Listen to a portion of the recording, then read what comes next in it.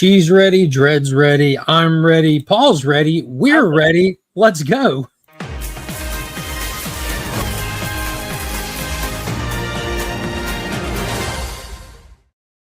What's going on, Paul? Not much. Who are we sponsored by? Didn't expect to get popped on the screen that early. I was like, no, not before the whole music thing. I'm like, what they doing here?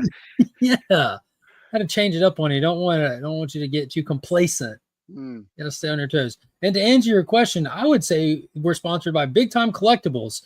You're a one-stop shop for online comic book retailers, including retailer exclusives for artists that you won't typically see doing work at your LCS and direct market covers. Also, if you like convention books, those flashy chase of a book, they got you covered. They also do things like the monthly membership mystery box. If you like to receive a package once a month, not knowing what kind of cool stuff will be in there and the surprise of opening it in real time, you can sign up for that. It does have a limited amount of people that are available. There's limited quantity to that. So if they're sold out when you check, just check back in at a later date. Guess who else we're sponsored by? I'm guessing probably somebody by the name of Justin. As a matter of fact, it is. Justin Comics over on Instagram. If you need anything clean, press, or submitted to the grading services, asterisk there. I'm not sure. I don't know if he's done anything with PSA yet. That's still in the infancy stages. I wouldn't submit anything with him as of yet unless it's just for funsies. Yeah. But and I hear there's something called the Comic Book Communities Comic Shop. Do you know anything about that? I do. The Communities Comic Shop, ABX Comics and Games. If you're looking for a shop to set up a pool list at so that you get your weekly books and you don't miss out on them, you can get into this hobby and start keeping up with these amazing, fantastical stories. Look no further than ABX Comics and Games, the Communities Comic Shop. Their Facebook page is linked down below. That is the best way to reach out to them for real-time response. Just DM that page. The amazing Paul Rogers will get back to you, and you can set up a pool list, and every book that you're worried about getting your hands on will go straight to your subscription box and shipped to you at your convenience. If you have a shipping order over $100, it's free shipping. So if you need to wait a week or two to have them shipped, that's fine. But remember, you can't wait too long, or I will pillage your box and take all your goodies. That's just facts. It's right. Hey, you know what? Yeah, when people, every comic shop goes through this. You have good customers for a while, but people move, life situations happen, and sometimes people don't, or for whatever reason, they don't want to reach out and say, "Hey, I'm so sorry, but I'm unable to continue my subscription, and I can't even afford to pick up the books that y'all have held for me the past few weeks." Well, those books, me and the Comic Viking, appropriately, Alan, we sit down and we go through them all and see if there's anything that we would like to get, because otherwise these are books that had, new release value that are depreciate pretty fast, but we go through and try to get as much out of them as we can to use as giveaways to fill in all stuff we might have missed, and in hopes that less goes back on the shelf. Yeah, because every one of those books, obviously, that is not picked up is money that the comic shop has put out to purchase that for someone, and if they don't come and pick it up, then they have to try to find an alternate way to sell it. So if you guys come swoop in and take some away from them, that's even less that they have to try to resell somewhere else.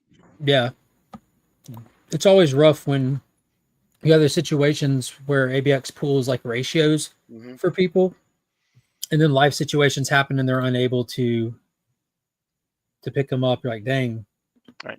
That's unfortunate. It's not often that ratios go up in value. Right. Not often at all. But yeah, what is going on, Pop? Good to see you in here. To the other people watching who haven't commented yet, appreciate y'all being here. This is a fantastic week. I'm super excited to be here, not just because I'm positioned strategically right above Christopher Smith's dong, but because this is a fantastic week because Peacemaker Season 2 has kicked off.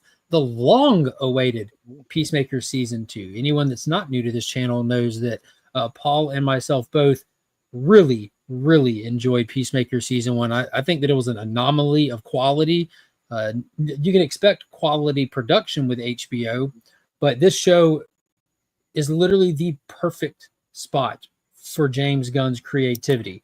Like with his trauma background and upbringing in the film industry, something as zany and wacky as Peacemaker works perfectly, and it balances so well with the dramatic angle and the heart that they bring to it. And it's just it literally is a perfect balance, and it's really applicable for these characters that don't have such an embedded history like Superman or Batman or Wonder Woman. It's just a place for these characters to really cut their teeth, instead of to have to reach some kind of pre-existing expectation, which I think that was something that's difficult to do with these blue chip characters that more freedom over here. It's also the second week that we have Alien Earth out on the platform not long for this Earth called Hulu. But third episode, second week, we have the 2-part premiere, so we explore further down the Weyland-Yutani alien universe stuff. Been a big year for that. We've had Predator, Killer of Killers. The first time we had an animated feature installment in the franchise. And after Alien Earth, coming to the silver screen is Predator Badland from the same creators that brought us the amazing Prey, the Predator movie where it's like the Indians versus the Predator, which I would argue is the best Predator movie outside of the original. So I'm just some good stuff happening with the two big-time franchises right now. Disney might be flopping on Star Wars, flopping on the MCU, but they're really rising up, and with this 20th Century Fox stuff that they got, they haven't missed yet, and it is doing really well. And over in the superhero world, Warner Brothers is having the best year they've had in a long time across the board, and ECU is coming in strong right now. So we talk about those as well as going over some new comics this week. I am completely caught up on this week's read, so to dive into those. Pops says looking forward to the upcoming Conjuring, which I believe is the final one in that installment as well. Also a Warner Brothers property, if I'm not mistaken. And Downton Abbey finale. I was talking to Pops when that trailer popped up. I said, well, I know where you'll be that day. He's like, oh, yeah. I guess once you get invested, you're in. You watch Downton Abbey? No. Didn't then Pops can but Dame Maggie Smith, I think she was one of the main characters, but she died, I think, didn't she? She in real life or in the show? In real life, I believe. I thought. Yeah, Pops would definitely know. He's down with Downton. Him and Michelle, my stepmom, have watched all of them, seen them, all the little specials they do in the theater. Oh, there it is. Told you. I was on YouTube and I saw the trailer for it probably an hour and a half ago, and I didn't see her in it at all, and that kind of made me remember that I had thought she had passed away.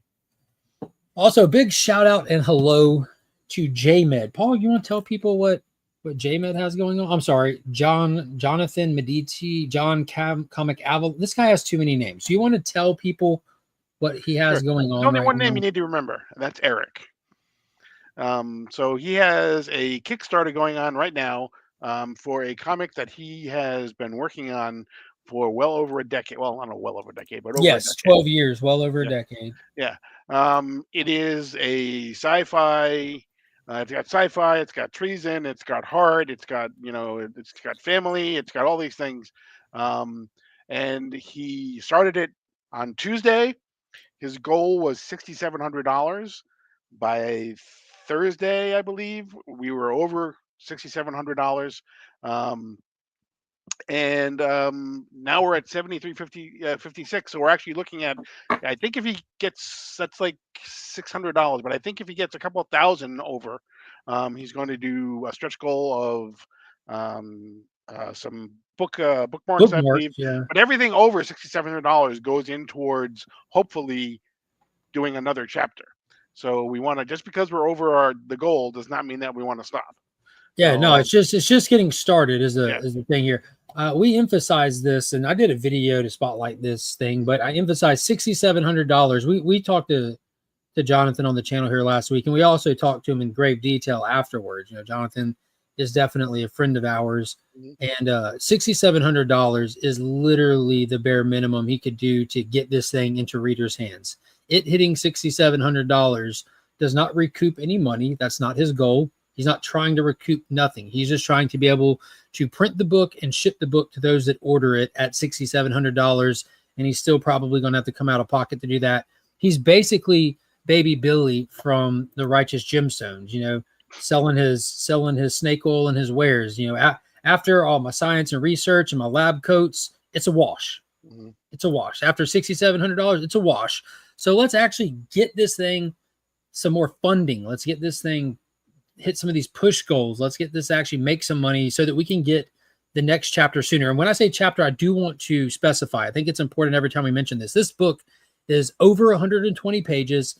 It is a complete graphic novel. It's a beginning, middle, and end to the story, to this 6-issue story arc. So you're not reading a floppy comic and waiting forever, hopefully for a second installment. No, you get the whole thing right out of the gate. So make sure you get in here, you back this thing, and let's get it. I want to see it hit 10K. Like, I know it slows down after the initial launch with any Kickstarter and you get a little love on the back end, but I want to see this thing hit 10K, because at that point I would feel confident that that's a good start toward the next thing. Right.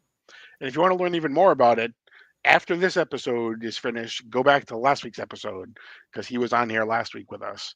Yes. And then actually he'll be on Guess That Key 2 weeks from Wednesday. Yeah, can I get a Kickstarter link, Dale, for Eric? Sorry, go ahead.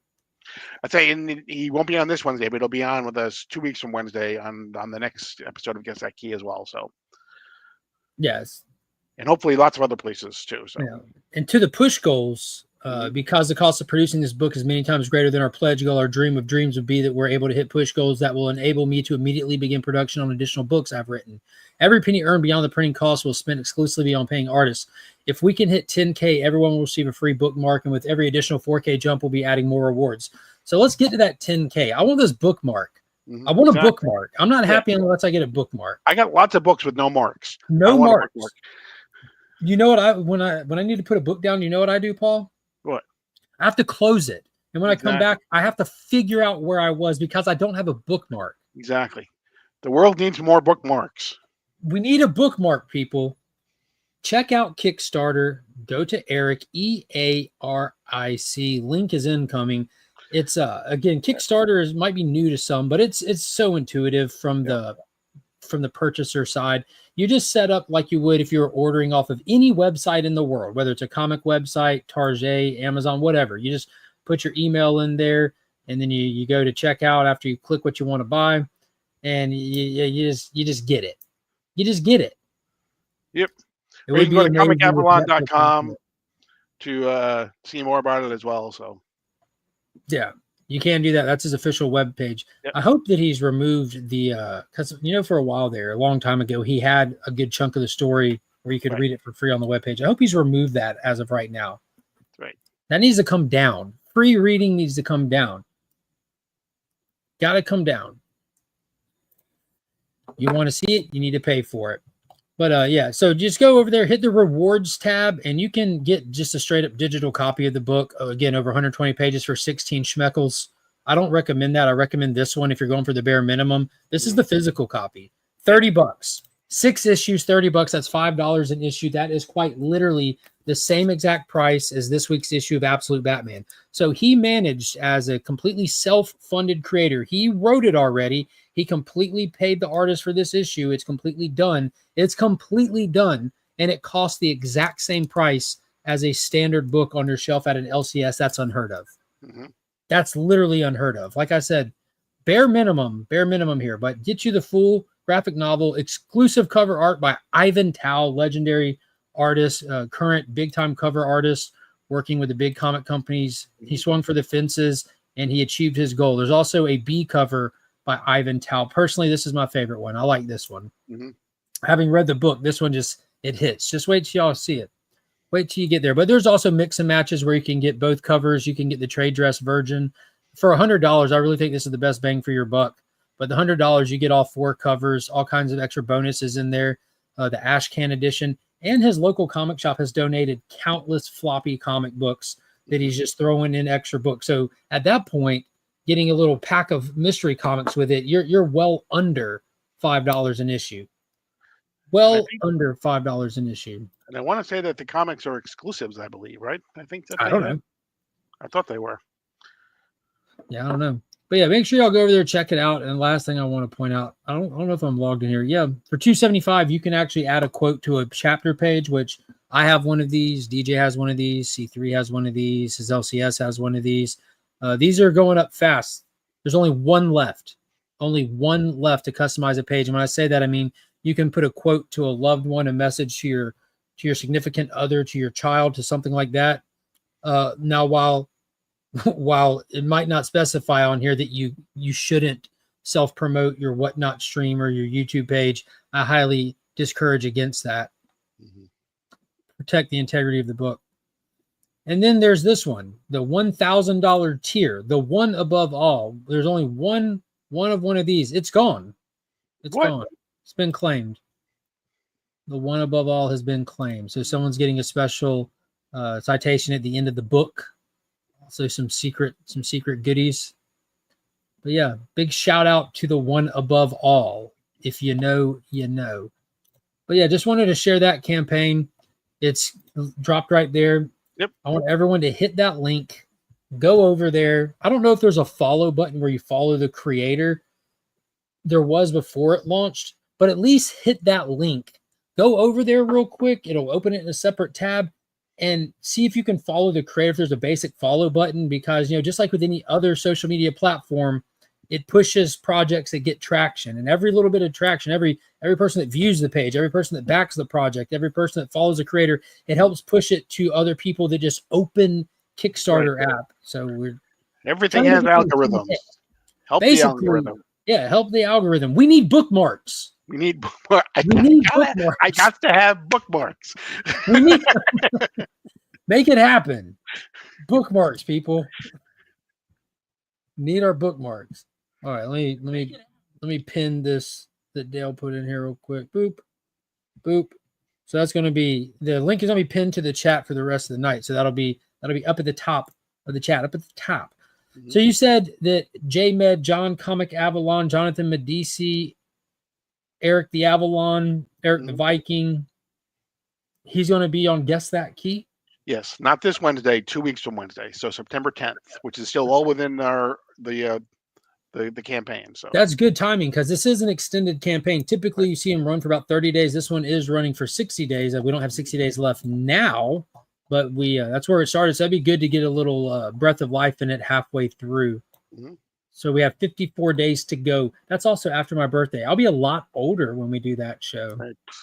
Wow. But yeah. And if you already backed the project, I'd be interested to hear from you. Just throw a thumbs up or throw an I did in the chat. I did. He did. Bookmarks. But yeah. And he said J-Med did verify that they are all exclusives in those 8 packs that he's. Holy potatoes. Yeah. That's impressive. Mm-hmm. Haven't backed it yet. I'm glad that you put that qualifier at the end of that comment, though. Right. That's a proper qualifier. You look like a man without a bookmark, Dale. We all are, until people like Dale get an opportunity to get in there. You look like you can use a bookmark. You can definitely use one. All right, so let's get into it. So I'm definitely prepared to just talk all kinds of Peacemaker. So let's start with Alien Earth. Now, I got a little bit sidetracked in my preparation for tonight's show. There was some other stuff that was a little bit more important that took up a good hour of my afternoon here. So I didn't get a lot of stuff. I wanted to get some images and some stuff to talk about Alien Earth episode 3 over on the platform Not Long for This World named Hulu, but we're just going to spitball it from the brain. This episode picks up right where the last episode leaves off, with our main hybrid meeting up with her brother, finally finding him during the crash site that they were investigating for the Boy Cavaliers company Prodigy. They're going through the ship wreckage from the Weyland-Yutani Corporation, trying to retrieve the specimens that they had on board of this research vessel, because that's how these things go. And so doing, half of the hybrids are dealing with the stuff in the lab, getting the data and the information, along with the synthetic that's kind of their team operator. But her and her friend have found her brother and are trying to get back to the rest of the crew when the xenomorph on board yokes him out of a window. Now, I stated that I believe that this guy is going to end up being alive, just gooed up to a wall somewhere, because that's how these things happen. Mm-hmm. Well, that's where this starts off, with her finding her brother gooed up to a wall somewhere, because that's how these things happen. He's conveniently in a big garage in a shipping container that safe and secure in there. And I thought it was interesting that the shipping container was full of meat and stuff, because these aliens just live to kill and eat and reproduce. They're the most basic of functioning, perfect organisms. Mark backed it, counting on leaving his copy in his will. Well, wait a second now. So there's a little bit. Yeah, he My thinks you're gonna. entire life, Pops told me his goal is to outlive me. I was gonna say he's thinking that you're gonna pass before he does. There was a good decade there where I would have betted on him being right, Yeah. but at this point, I think I got him. I still have the 3 bookmarks that I got from Mark's giveaways. Oh yeah, those DC Dawn of DC bookmarks I had. book, Yeah, those were great. Those were great. I don't have any left now, so we need you to back this Kickstarter, Joe, so we bookmarks. Exactly. The name of the game tonight. But yeah, so we meet up with her. She's unhooking him, trying to get him out of this situation when the xenomorph comes up, and it's just a straight up xenomorph fight. She fights with the xenomorph, gets thrown around. It does some cool stuff. It knocks over this whole shipping container and gets it rolling, which was a little excessive, over the top. Some of this opening was a little goofy to me. I'm not going to lie. The brother gets impaled by the tail, like not seen. The xenomorph tail comes around a corner, pokes him, and throws him across the room. 2 seconds later, Wendy's done grabbed it by its secondary mouth and is dragging it back away from him. And for whatever reason, it's using its tail to not hurt her and to keep it away from her at all costs. So there's little goofy things like that just didn't. I noticed, but they didn't necessarily bother me. It was a nice little action scene to start the show because ultimately we move away from the crash site, which I was happy with. Get away from the crash site. We get all our specimens. The xenomorph does get killed. Wendy cuts its head off with that little knife she brought with her. The brother is dying on the floor when the team catches up to him and, starts doing medical attention to him and everything. And they get back to the island where we start to see what's going to be the next story of this. They get all the specimens secured. You get some conversations with them getting settled in and some of the crew getting back, and they start running experiments on said face hugger and everything. They pretty much take one of the xenomorph embryos out of a face hugger, and they go and they take a lung out of her brother when he was having surgery to save his life. They removed one of his lungs unnecessarily, obviously, and they use it to incubate that embryo. Timothy Oliphant's synthetic character has all the data that's known on the xenomorph from this ship after plugging into it, and he's immediately trying to gestate one of these xenomorphs. We all know where it's going to go from here. We're also dealing with one of the hybrids having like dissociated personality disorder after the high stress of this situation they were thrown into. The child's mind that went into this synthetic's body is no longer properly linked to it. So there was a lot of cool little aspects to this one that they picked up on some ideas and some concepts, and they're taking them into interesting places. It feels like an actual television show now where you have a large cast and they all have different stuff going on. So some stuff you might find more interesting than others. Some stuff might be your jam, might not be your jam. And ultimately, we also have the cyborg, a lone survivor from the Wayland ship, who's decided he wants these specimens back. He's been in space for an extended period of time on this mission. All of his loved ones and everything are gone and dead. He talked to Miss Yutani. She said, just come in. He said, no, I only have one. He's pretty much General Zod. He's like, I have no people. Right. You've taken that from me. I want my people. So he's going to get his specimens back because that's all he has to live for. And he's kind of like found a way to hack into some of the hybrids, and he's directly talking to one of them in their head and taking advantage of him, kind of manipulating him and saying, I'm on the way. I'll be your friend. Just let me in when I get there. It's pretty cool. It was pretty cool. A lot of plot threads, a lot to look forward to. It felt good. It was cool to be in the world, to see all that stuff as well. The one thing that I do have to point out that I did not like, never in this franchise have we ever had cell phones. No, not joking, not being funny. Technology and technology design and the way that they interface with it and everything, it's a big deal to me. In this universe, it's a big deal because it's part of what draws you in. Like when you see Alien Romulus and you hear the ticking of the analog and the computers and stuff, you're like, dude, this feels like Alien. When we saw Prometheus, we're like, God, this technology seems so many light years beyond the original Alien, but it takes place before it. So you have to compensate for that. In this, that one scene, the hybrid, when he gets out of the crash site, he grabs some food on a table. He's walking by, he grabs a cell phone off the table, and he calls Miss Yutani. Right. Every other time, people have to go up to a fixed monitor somewhere or a computer somewhere. So I did notice this was like the first sign of a cell phone. Now, this is back in the day, so maybe there's still some around. But in my mind, this universe never had cell phones. But I don't know. But Laundry room, Joe, not hallway. So that was the gist of this episode. What highs and lows for you? I enjoyed it, but then you know what? I actually this weekend after that, I watched Alien Covenant as well. That was on. Oh man. It was incredible. Yeah, When he does that with the little xenomorph, I'm like, yeah, God dang. yeah. Poor Billy Crudup. And yeah, exactly.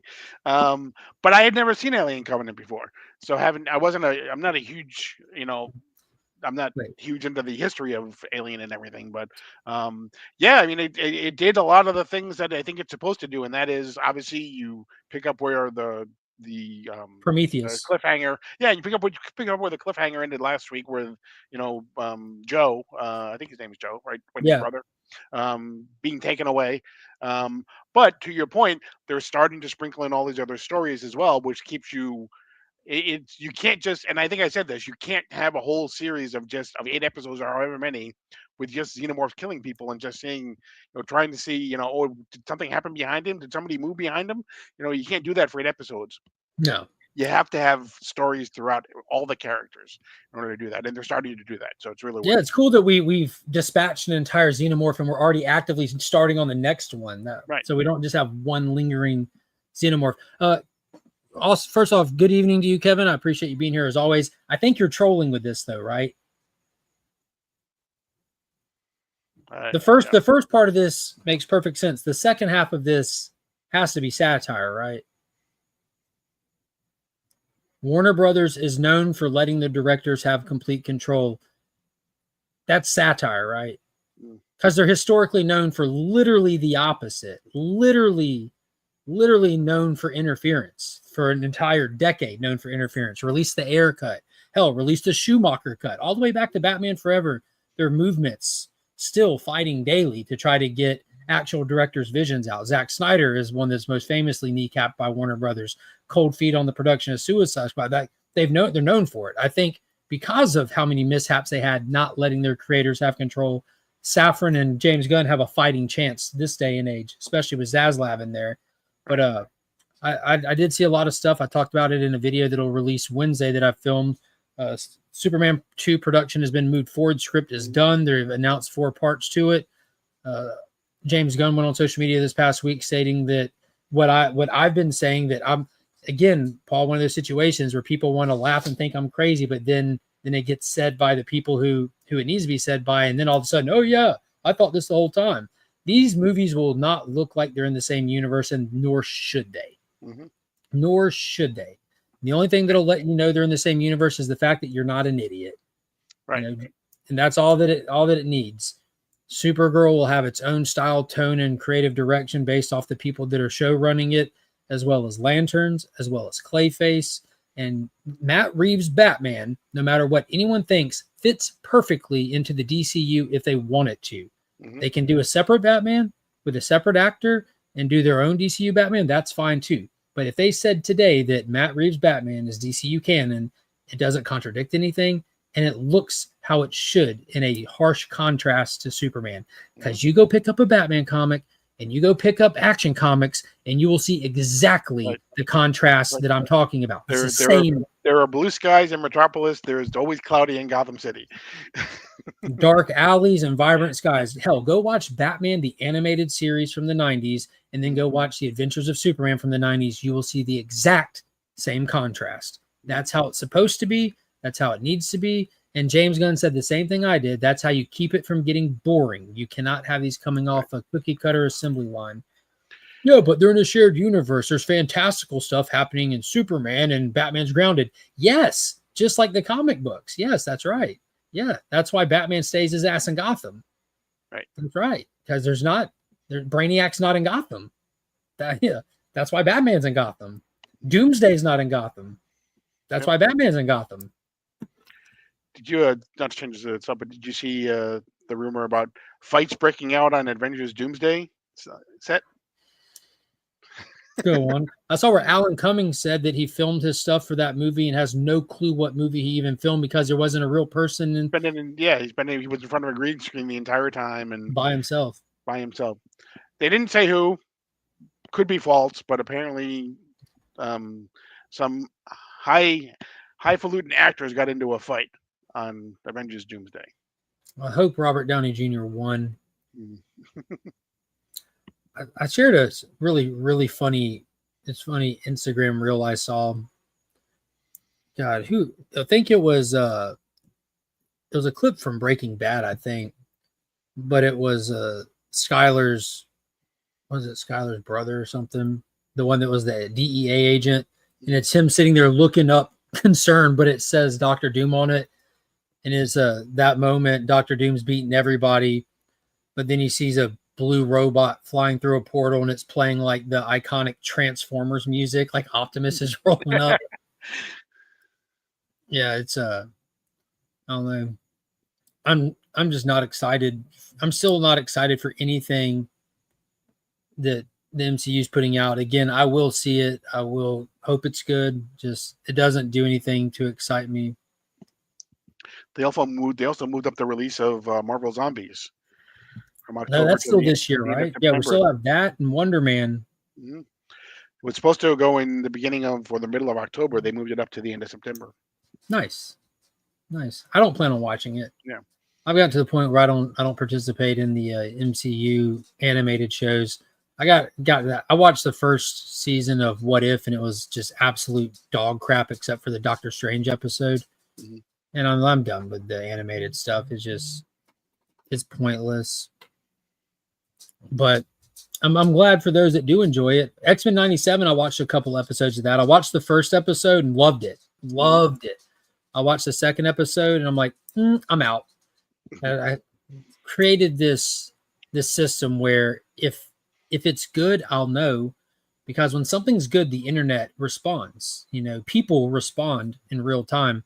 And you and I both are in countless group chats with people in the community that watch these things, that talk about these things. And if you notice, there were certain weeks when that show came out, people immediately were in group chats. Oh my gosh, I hope everyone's seen it. Make sure you watch it.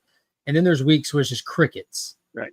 That's how you know when people don't like something. Like, they can say they like it, they can claim it's good, but it does nothing to them. It doesn't move them. It doesn't excite them. It doesn't do nothing. So that's why I say all the time, like, you can pretend you like Miss Marvel, but I know better, because I see how you act when you legitimately like something. When you watch something and you enjoy it and it gets you excited, I see how you act. Like, it's that simple. But when it's good, I'll go watch it and see. But if not, oh well. You left X-Men 97 after the second episode. That means you missed what Magneto did to Wolverine. No, man, I went back in and watched certain episodes. Certain episodes. But when Morph was making inappropriate, non-consensual sexual passes at Wolverine in the shower, I'm like, I'm out. Not for me. Bo DeMayo is a weirdo. The freaking weirdo for that. But I am enjoy watching him go scorched earth on Disney on the internet, because man, it's like every day this guy's just like peeling the curtain back, and other people who are in these writing rooms and show running rooms are just like, yeah, that was literally me in the story he's talking about right there. I brought the donuts just so I can have something to eat and not have to look up during those meetings. Creative bankrupt. But I love Gambit. Gambit's one of my all-time favorite X-Men. Is in my top 3 for sure at all the time. But man, that was he went out like a boss. Good stuff. Yeah, overall, like, I'd say that's a huge win. I wish more people would watch it, but in true fashion, Marvel fired Bo DeMayo, the guy that brought that show to life, before it even finished airing. So It's cooked. Fantastic Four was good because it was completely separated from the rest of the continuity of the MCU. Next one, they're in the continuity. So that franchise cooked. X-Men 97 was so good because the showrunner's a true fan since he was a kid and really brought to it what a fan would. And so what do? They fire him immediately. Cooked. Everything decent that they brought us in the last couple of years is one-off, cooked. We're done. What's next? We'll see. Very, very unfortunate, but interested to see where Alien Earth goes next. Yes. When are they shutting down Hulu? Fully integrating it? I don't think it's till the beginning of next year, I want to say. So well after this show runs its course. Oh yeah, I'm sure. Yeah. Yep. Okay. moving right along, and to answer everyone's question, yes, I do in fact really want to taste it. Peacemaker season 2 is here, and they brought us with a brand new intro, brand new opening credit sequence with the dance routine that features the characters that will be highlighted in season 2 of Peacemaker, to a new soundtrack, new theme song, which I was happy and sad with. I'm going to miss Wigwam and their Do You Want to Taste It song. That was just, what a guitar riff. But they I had to look up what the name of the song was. I already forgot what it was, but it was a good song intro. The dance routine was fantastic. I noticed when I was watching it, I'm seeing repetitive characters. You know, you had Adrian Chase wearing like all black, like he was about to break into a house. You had Adrian Chase wearing his work attire. You had him in the full vigilante thing. Same with Harcourt. We had Harcourt dancing, but then we saw Harcourt dancing with the Blue Dragon, or with Christopher's father and brother, who are back this season. Right. And not until after you watch it, you realize, when you go back and watch the intro again, like, okay, that's alternate Earth Harcourt right there. And that's regular Earth Harcourt right there. We're doing interdimensional swapping, just like we did in season 1 when we entered the White Dragon, Christopher Smith's father, his secret lair. It's a folding pocket dimension inside the closet where he keeps all of his wares, his weapons, his suits. That's going to be a huge player in this, after the events of the Superman movie, with Lex Luthor using pocket dimensions, splitting the rift. The government is on high alert for these anomalies, and Peacemaker opening the door to this is setting off alarms. He's being heavily monitored by Rick Flag Sr. now. They specifically referenced the Luthor incident, which is why they sped rush the digital release of Superman on video on demand, which, by the way, the sales numbers for Superman's video on demand are not public yet. They haven't been reported yet. I'm super, super curious to see that. But because of how much stuff is referenced in this to the Superman movie, James Gunn wanted to make sure that it was out for people to watch at home, for those that didn't make it to the theater before this aired. And I can see why, with Rick Flag being in here, the Luthor incident being addressed, as well as the opening of this. So there's a lot of questions about this show. This is a show that existed inside of the DC Extended Universe, better known as the Snyderverse, and now it's inside of James Gunn's DCU. There's a lot of rollover characters. James Gunn wanted to keep John Cena's Peacemaker, wanted to keep Vigilante. Who else are we going to keep? We're going to have to wait and see along the way. So far, everyone else has been brand new or replaced, but they started the show off with a recap of season 1, but he put this right at the front. Previously in the DCU, the biggest question that a lot of people have is, we saw the Justice League at the end of season 1. They showed up. The entire team showed up in silhouette. They even saw Jason Momoa's Aquaman and Ezra Miller's Flash up close, personal, talking to each other. And everyone's like, there's no way you can do this, or how are you going to do this, or are we just going to ignore it? It wasn't ignored. He just completely smoothly retconned it. Yo, this was insane. Just with a simple reshoot, they took the scene when the Justice League showed up and just switched over to the Justice Gang showed up. Mr. Terrific, Superman, Guy Gardner, Hawkgirl, and Supergirl silhouetted. And we even got close-ups of Hawkgirl and Green Lantern speaking to each other. It was smooth. It was so smooth. I like that he included Supergirl on there. Yeah. One thing that I haven't done with this that I like to do with some of these is I'll save a picture and I'll upload it into Pixlr, and I'll like open up the brightness and the contrast to see who's in the shade. It really just takes the shading away and you can see stuff pretty clearly. I hadn't thought to do that yet till right now, but that was super awesome. They pretty much preserved the integrity of all of season 1 by just simply doing that right there. Just that right there. Subtle references to him in the first season, like moving away from Suicide Squad stuff. The whole first season was really about him finding his own, what's right or wrong, where's his moral compass and stuff like that. So it's not necessary to really call too much back to the events of the Suicide Squad. That kind of stuff was handled in season 1, like the Starro incidents, how that was talked about and everything. It's really not relevant to where we are right now. They definitely still could, but the big thing was to figure out the Justice League, and they did it. Right. And they did. I mean, they hit the major points of, they hit the whole butterfly thing in the first, in the recap and everything. So they hit everything, all the big beats in the first season as well. But yeah, that was really kind of, okay, you know what, we're really tying the whole season. Season 1 is going to be in the new DCU. So yeah, it's good to get it over there. So we do a little bit of catching up with our with what is called the 11th Street Gang, the cast, the crew of Peacemaker.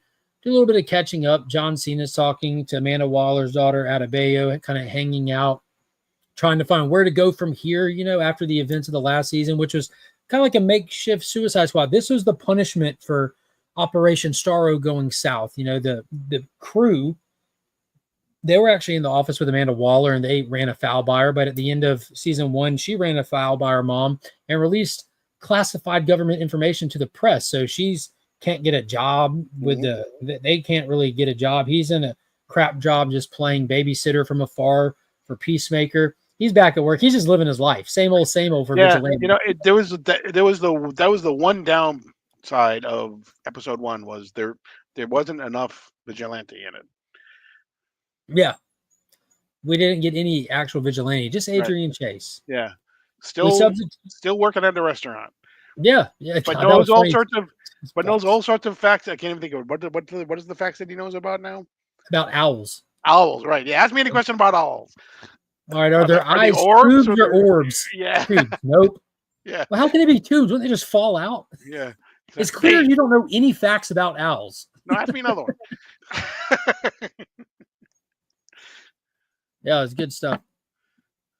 Pop says, I read that Blue Beetle is definitely in the DCU. Yeah, we covered that last week. We talked about that. Jaime Reyes will return with Zolo playing him. He's going to be an animated show on HBO. And that's why we were really, I'm still guessing. Like my prediction, completely unfounded by anything. My prediction is we either get Ted Kord or Captain Atom by the end of this show. They're Charlton characters. Ted Kord would service the Blue Beetle moving forward, and Captain Atom, because last year it was leaked that someone was on set doing like months of mocap for this show. And if they're really keeping something under wraps, you roll Captain Atom in.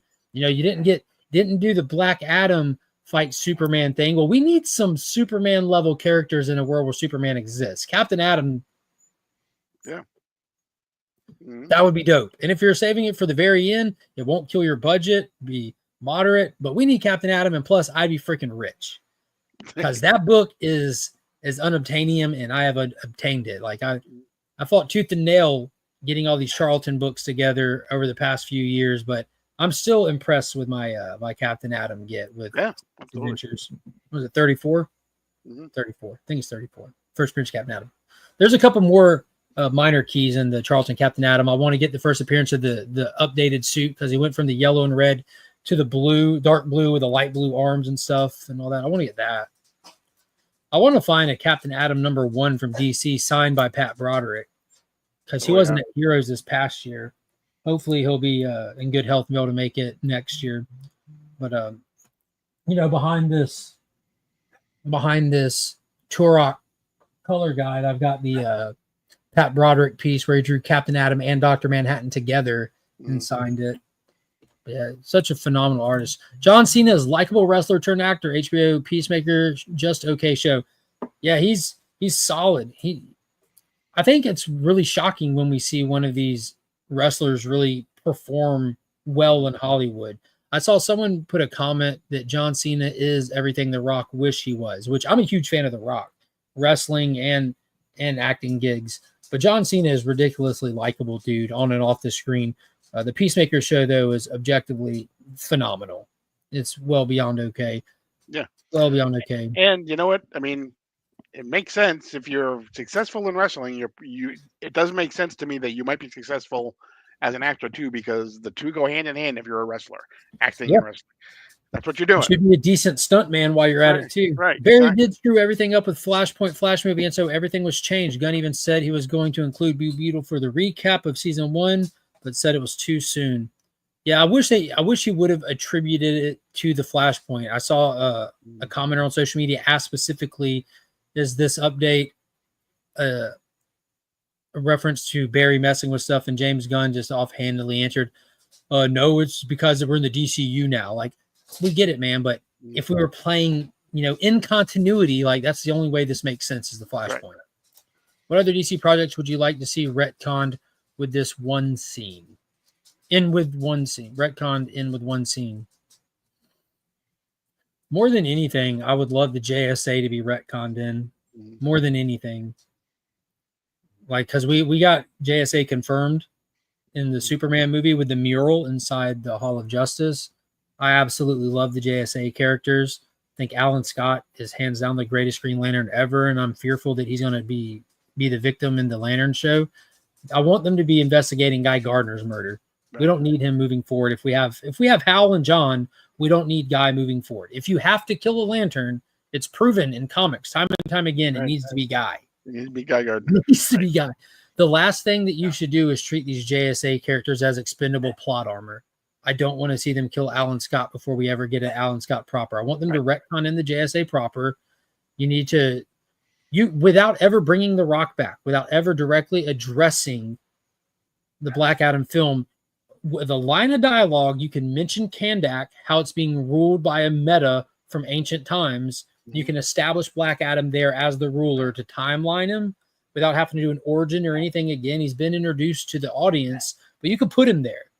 That can be the current state of conduct, and that can bring in our JSA. Like you have Aldous Hodge for one scene. Use Aldous Hodge. He was amazing as Hawkman. Yeah. Like, oh my God, just have him come in for a scene and just mention the conduct incident. That brings in Black Adam for if you want to recast him, or if you really want to piss people off, bring the Rock Black Adam into fight. David Cornsweat Superman. Deliver what the fans want to see. Because I damn sure want to see Superman fight Black Adam. Mm-hmm. She would bounce her in a bar. Roadhouse. John Cena is awesome. What is going on? Entropy and Comic, good to see you. The Flash movie was originally supposed to be a soft reboot to the DCU. It was supposed to be. But they dropped that ball. Instead, we get George Clooney. What? Yep. Yeah, exactly. What? At least we got Jay Garrett. Yeah. Yep. Yeah. We need JSA proper. We need Jay Garrett. We need Alan Scott. And with Lanterns coming, it would be great if they can find a way to do that. And I think Aldous Hodge, because out of all the actors from the Black Adam movie, Aldous Hodge is the one I want to see continue the most, because he was just amazing as Carter. And that gives us the brownstone, that gives us access to his museum, that gives us, like, he's a younger actor that can carry it for longer because of the whole reincarnation thing. That gives the JSA legs. It gives it a built-in backstory without having to go through the timeline of the Golden Age, and that gives us unlimited forward story. Yeah. And I guess you can move right over to Khalid for Dr. Fate. There you go. Yeah, because Kent Nelson is gone. Gone. But not forgotten. Nope, not at all. JSA Year 1 coming soon. October. November 2. It's coming in both of them. If it's coming in October, it'll definitely be here for November. So if you don't pick it up in October, just wait till November. We had a couple of cool cameos, Easter eggs along the way. One of the coolest ones was right at the beginning when he was going in to try out for the Justice Gang, which is the little scene that we saw in the trailer where Guy Gardner and Maxwell Lord and Hawkgirl are kind of making fun at the idea of having to sit through these auditions and nobody is really up to par for what they're looking for. You see the White Rabbit walk out from Batman comics. Spot on comic accurate costume, just kind of walks by crying. We find out why she was crying once they get in there, and they were making offhanded remarks about her and her camel toe that she unfortunately heard, unbeknownst to Maxwell Lord. But ultimately, a disenfranchised John Cena leaves, not knowing what to do from there.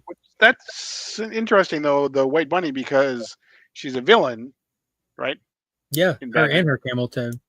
But supposedly she was trying out for the Justice Gang, which indicates that she's not really a villain, or they think she's not a villain in James Gunn's DCU.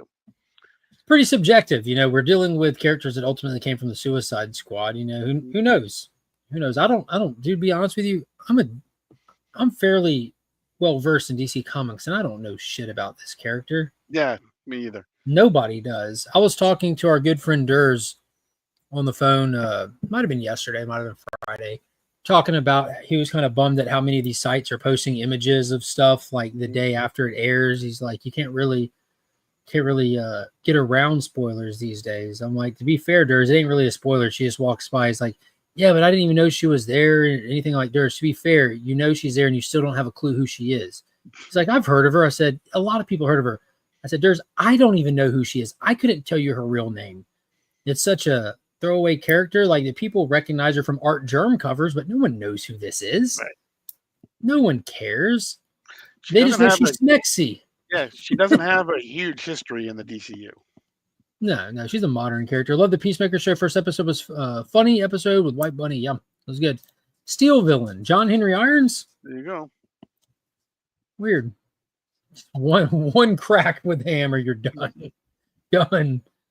But that was funny watching her go in there. Ultimately, we get to the story. Peacemaker doesn't know what to do, where to go, what's what. He still wants to talk to Harcourt about like their little romantic moment from the end of the first season, which she just wrote off as a whatever. So, he's got the little one-way tension between them. Harcourt, who's kind of out on odds with her departments and all the departments, is kind of taking her frustration out on any and everybody around her, most notably to the other patrons of a bar, where you get this dynamic, really cool fight scene where she takes it to him, puts her hurting on a lot of people, ultimately gets herself beat up. Because realistically, what is one chick going to do against an entire bar of people? She left them hurt and broken, but she ultimately gets jumped and thrown out on her face. It's one of those, like, ultimately it's like a self-inflicted act of pain. Right, she knows exactly. like how this is going to end and chooses to allow it to end this way. But we go back and meet up with Chris, who's trying to feel something, and he's throwing this huge sex party at his house, doing drugs and stuff, and he's so just kind of depressed that he's not even a participant. He's just a hollow passenger that's sitting present, and ultimately wanders off to the closet and goes inside. Opening the closet activates the alerts. Rick Flag Sr. is now watching and sends out a team to go investigate. So now he's on Peacemaker's case. We find out that after the events of Rick Flag Jr., the end of the Suicide Squad film, Rick Flag Sr. has been monitoring, using taxpayer dollars to monitor closely Peacemaker and wait and watch for him to do something wrong so he could bust him and take him down. Right. He's got the revenge thing going. But we go into the offices of Argus. Yeah, Argus. Yeah, we got Argus in here now. No Amanda Waller yet, but that's fine. We got Rick Flag Sr. Just bring Joel Kinnaman back already. That's all I care about. Just bring Rick Flag proper back. But he goes into the doorway, into this through the doorway, and he wanders around for a while. And it was Eagly that was flying around exercising, that instead of coming back, went and locked in on another door and was pecking at it, wanting in. And Christopher thought that he was like losing his mind, but when he opened it and looked inside, he sees his dad alive and well in a nice, luxurious house. And he goes in and investigates, and he finds out his dad's alive. His brother is alive, fully grown, doing well, completely alive. Yes, he's Pam's boyfriend from The Office, who is also James Gunn's ex-wife in real life. Mm-hmm. Really? Deep cut. Oh, there you go. Or ex-girlfriend in real life. But yeah, he goes in here. He sees that they're alive. They're well. It goes back to this that we saw early on with the mural of Peacemaker, his dad in an alternate suit. And what we find out is his brother in the red suit on the right. His dad in this world, it looks like, goes by the blue dragon instead of the white dragon. Peacemaker is clearly Peacemaker. And me and Pops were like online the night of the show, deep cutting, trying to figure out who his brother is going to be, who Keith is going to be. And ultimately we found out, thanks to an interview that he had with the paper, he's going to be Captain Triumph from the Golden Age. Captain Triumph, not a direct representation of Captain Triumph, completely inspired by it and kind of like James Gunn up and modernize.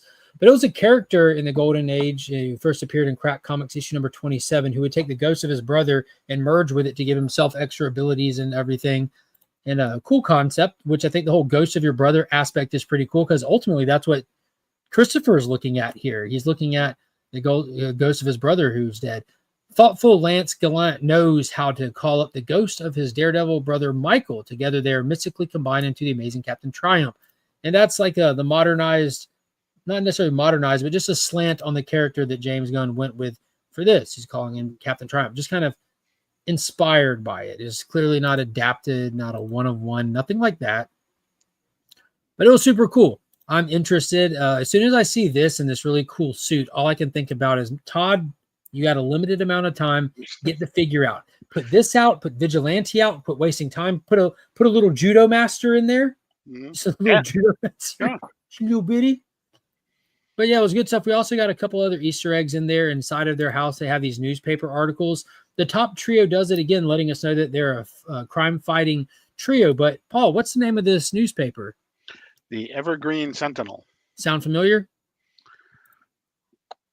Oh, yeah. Oh, there you go. Yeah, Evergreen City. Yep. What was another name Dropped a Alan bit. Scott went by in the 90s? The Sentinel. Sentinel, yeah. Yeah.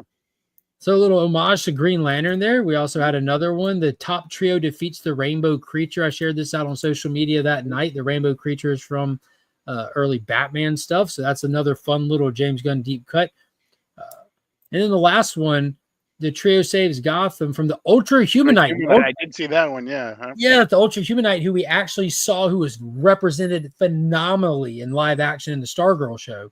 Who I want to say was the original, the first supervillain that fought the Justice Society of America, I believe. Oh, that's pretty cool. Was the Ultra Humanite. Top trio sounds hot. It does. It does. Top trio. Not to be confused with the bottom quartet. Exactly. But yeah, there was a lot of cool little Easter eggs in there. And then he's walking around talking to his dad, his brother inside this place. They don't realize this is an alternate version of Christopher. They're phenomenal people. They're good guys. It looks like a whole Earth 3 scenario. Like everything's opposite reverse. We see Peacemaker's bedroom in this world, and we see like crazy posters and this and that on the wall, bands and all this. We also see from the trailers the wardrobe of his brother on this world, like silk shirts, gaudy jewelry. I'm thinking that Peacemaker in this alternate world is kind of a jerk, kind of a douchebag. Mm-hmm. I'm thinking he might, because if everything's reversed, and we know that this guy, even though he makes terrible decisions, he doesn't ever do them out of a bad place. He's legitimately just stupid. He can be stupid and misguided. Yeah, I mean, James Gunn is definitely going for the, what if you got everything you ever wanted theme that's going to run through this season, it seems like. Yeah. But I'm thinking that in this world, we meet Peacemaker for a brief ending to the episode, fighting Peacemaker versus Peacemaker in suit, Peacemaker from the alternate world, and our Peacemaker fighting inside of the little pocket dimension in the closet.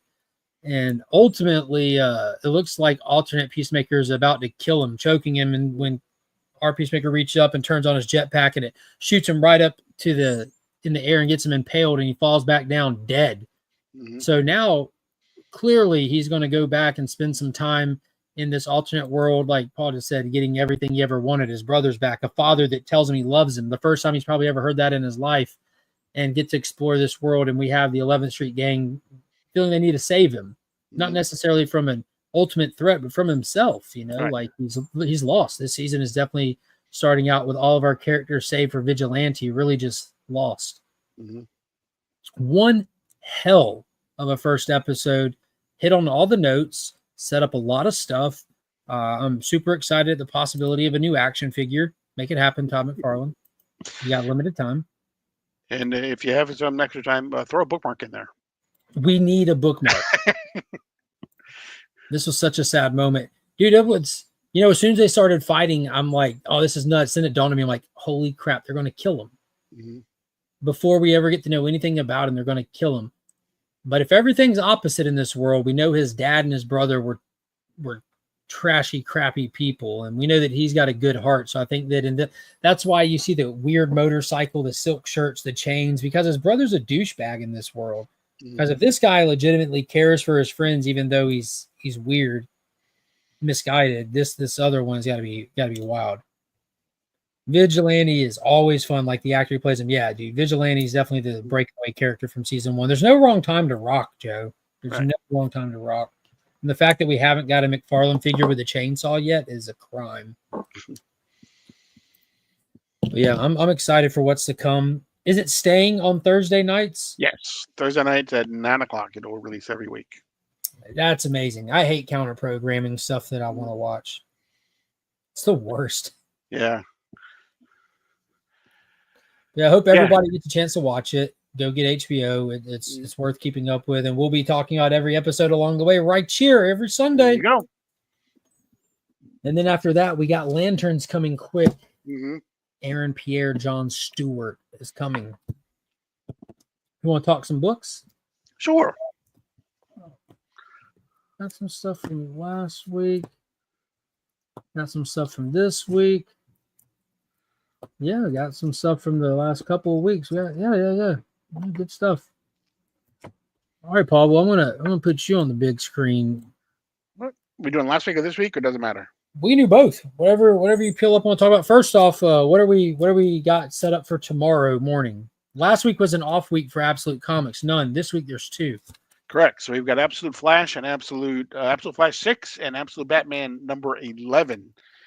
The latest Absolute Bane chapter.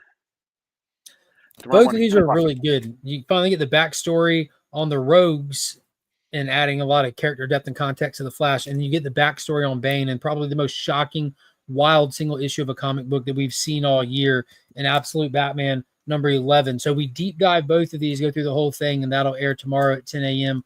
on Sector's channel. That's right. Let's start with this one. What do you got? Since it's an anniversary issue. Hey, yeah, that knocks out 2 books from my stack because I did get multiple covers. That's right. So you got the A cover right there, which was done, but was that a Redondo cover? Mikhail Janin. Mikhail Janin. Yo, this is like a Where's Waldo cover. The more you look at it, It the more is. details I was noticing see, that right? too. There's Catwoman, there's Krishna Gordon, you have Robin, you've got Harvey Dent's there, Two-Face, you've got the cinema that he walked out of with the Mark of Zorro. You got Batgirl. And Two-Face is right in Penguin. front of the cinema. Yeah. Did you notice Bane, Poison Batgirl, and the Riddler are all right next to each other? Yep, the Joker's back there too. Poison Ivy is at the bottom, on her yeah. balcony. Yeah, I it's was like looking for Nightwing. I didn't see Nightwing. You got Man-Bat way back in the cover there behind the 1100. Nightwing's got to be on here somewhere. Got to be. Maybe not. I couldn't find him. No one's hidden behind the trade dress, are they? Not that I could see. Because it's a little bit transparent, but I couldn't see anybody there that I was looking for. Mikhail Janin did with this cover what he did with the Godzilla Justice League Kong number 7, 1:25 ratio. He did that Godzilla shot where all the heroes were scaled to Godzilla. So they're microscopic almost. You could get a magnifying glass out and see where all the work and detail was done on them. But that was such a fun cover. But just to spotlight it real quick, because you got to. I did pick up the Frank Miller variant for this. I am a Frank Miller fan, and so are you. You might not know it yet. But if you're a fan of Frank Miller's art, this is definitely one of the better ones in recent times. It's definitely part of his superheroes deserve to be squatting line. So it's right on brand, but had to get it. Probably end up giving it away, but I had to get it. I wanted just to put up one post with it, and I did. I posted and said "Cover of the Week?" ? So the entire first story, which is Tom Taylor and Mikhail Janin, it's a silent issue. It's a silent story. It's all done through panels and artwork and ASL. There's exactly the American Sign Language. It's basically about a boy who has lost his dog, and Batman helps him find his dog and returns his dog. With the help of Ace the Bat Hound, right? Exactly, with the help of Ace the Bat Hound. And that's the whole story, but it's kind of fun the way that Tom Taylor writes it, and again all the different silent scenes that Mikhail Janin draws. It was really done pretty well. So it's definitely good stuff. Yeah, but they also they threw in a couple of stories written by some past people who have written Detective Comics, like Mariko Tamaki, Greg Rucka, and then you got to have, with any anniversary issue, it's always a pleasure to have Bill Sienkiewicz art in the final story. Yeah, even though it's a wildly pointless story, just falling, just reaching to catch a criminal. Exactly.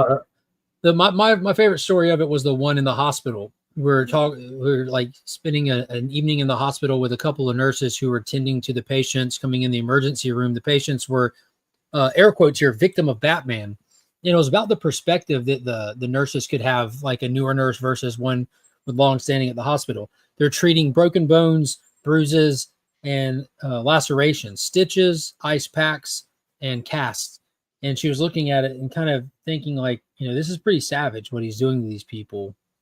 I know they're bad guys. I know they're out there committing crime, but this is pretty brutal. And she goes into the break room and she talks to a nurse that's been there for an extended period of time. And she said, back in the day, people would come in with gunshot wounds and in body bags and corpses. And and there's no justice for the people that did it to him. Now, instead of dead bodies, we tend to bruises, bones, and cuts, and no body bags. Mm-hmm. And as the perspective of it and everything, it was really cool. I really like that. I don't know who wrote that one. That was, I think it was Muka Tamaki, wasn't it? That was the Mariko one? Yeah. And I don't remember what the fourth story was about without being reminded, but there was the Falling Sienkiewicz cover, the Nurse, the Silent. And there's one more I don't remember. I think the other one was just like just a fight nonstop. I'm assuming that was probably the Greg Ruckel one that was the fight nonstop. Yeah, yeah.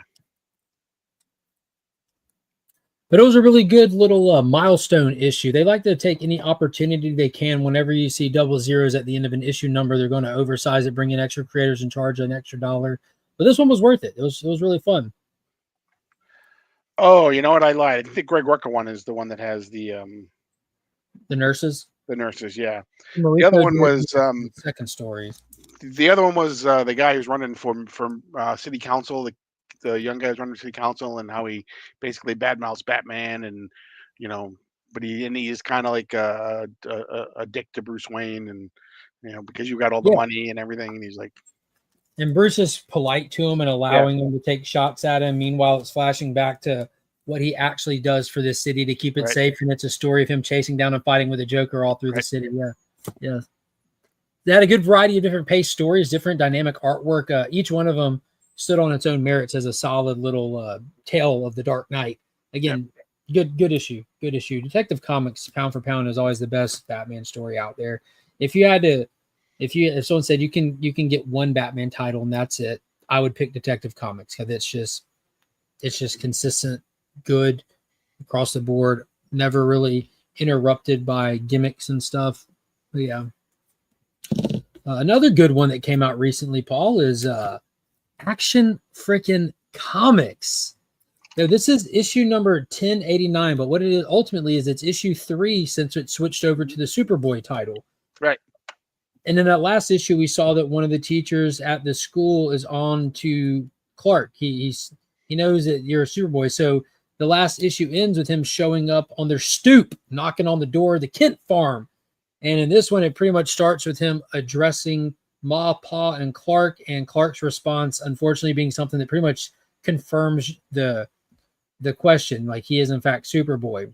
But there's a catch to who this professor is. Who is that person that knocked on the door? Yeah, it's an old Golden Age character. Mm-hmm. Like Captain Comet. Captain Comet. Yeah. Captain Flippin' Comet. Who I know Pops is hearing all these things with the Silver Scarab bring back and Green Lantern and Captain Comet popping up. Disappeared for a while, and then he came back. Do you remember the in Green Lantern? The Secret Society of Supervillains? Probably it was in the 70s. But the comic Secret Society of Supervillains, he appeared in that. Nice. Well, he reveals himself to be Captain Comet, reveals himself to be like off the grid, long forgotten, but still active. He talks about how he tells young Clark about how he's dealt with things in space and these things you've never heard of, this and that, how it's important what you do moving forward. And he does a little training with him. He does a little chastising of him. He does like you kind of feel a hierarchy difference, that he's not necessarily impressed with Superboy, happy about him being there, but ultimately here to help. Superboy gets a weird feeling about him, but they go about their way, go about their day. Superboy does what Superboy does, and ultimately at the end you get a little tease that he's working directly with Colonel Wayne, Lois's dad, who knows he's Superboy. I'm like, oh snap. This is the time era when it's not good to be in the crosshairs of Colonel Wayne. This is not the Colonel Wayne from the Superman and Lois TV show, not yet. Mm-hmm. But it was super cool. It's Pops' first mutant. Yeah, there you go. But what a great issue! I'm really enjoying having the divide with our super titles. It's good to have a straight up Superboy book on the shelves every month. Like that's good. Instead of having just multiple Superman titles with random stories, some of which don't even play much to the continuity of stuff, it's good to have a Superboy title. Digging it.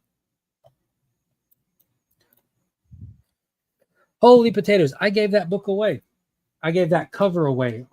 Just as a reminder, every Tuesday at 2 p.m. I do the new DC Day live stream where you can win free comic books every week. That Christian Ward cover for Justice League Red issue number 1 was part of this past week's giveaway. If you want to know what I'm giving away this coming Tuesday, just follow the channel, watch for the post, and be here at 2 p.m. on Tuesday.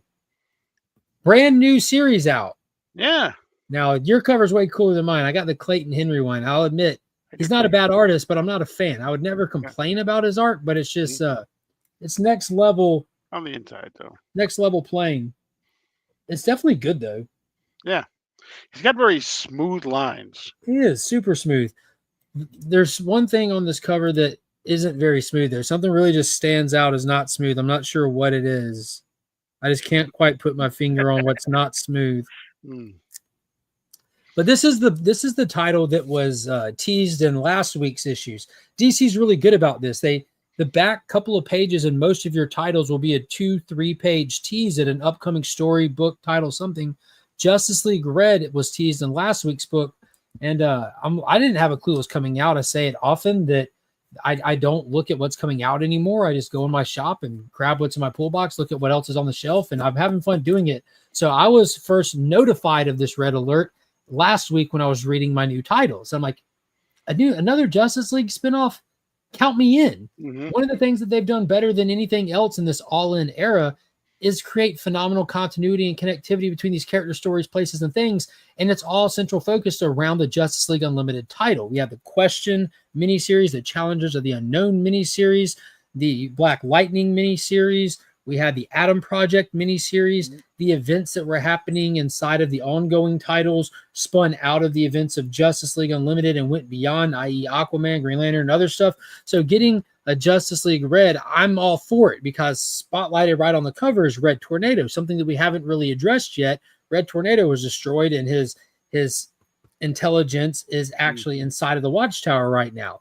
So that's where this looks like it's really going to be exploring with some of our lesser known but fan favorite characters. Yeah, definitely. I mean Power Girl. What's the premise of this, Paul? What can people expect when they sign up for Justice League Red? It's kind of like it's called Justice League Red, but it's almost kind of like a Black Ops Justice League. Yeah. The red alert went out to certain team members, Simon Baz, Power Girl, the only two that we focused on yet, but their Justice League Unlimited Watchtower identification card, you know, the little card that they all were issued by Superman that gets you access onto the Watchtower. They've turned red, so they go up to investigate it. Simon does, and he finds a separate satellite operating dark, and he goes in it, finds out it's Red Tornado. His satellite, him in there, his intellect. Power Girl shows up.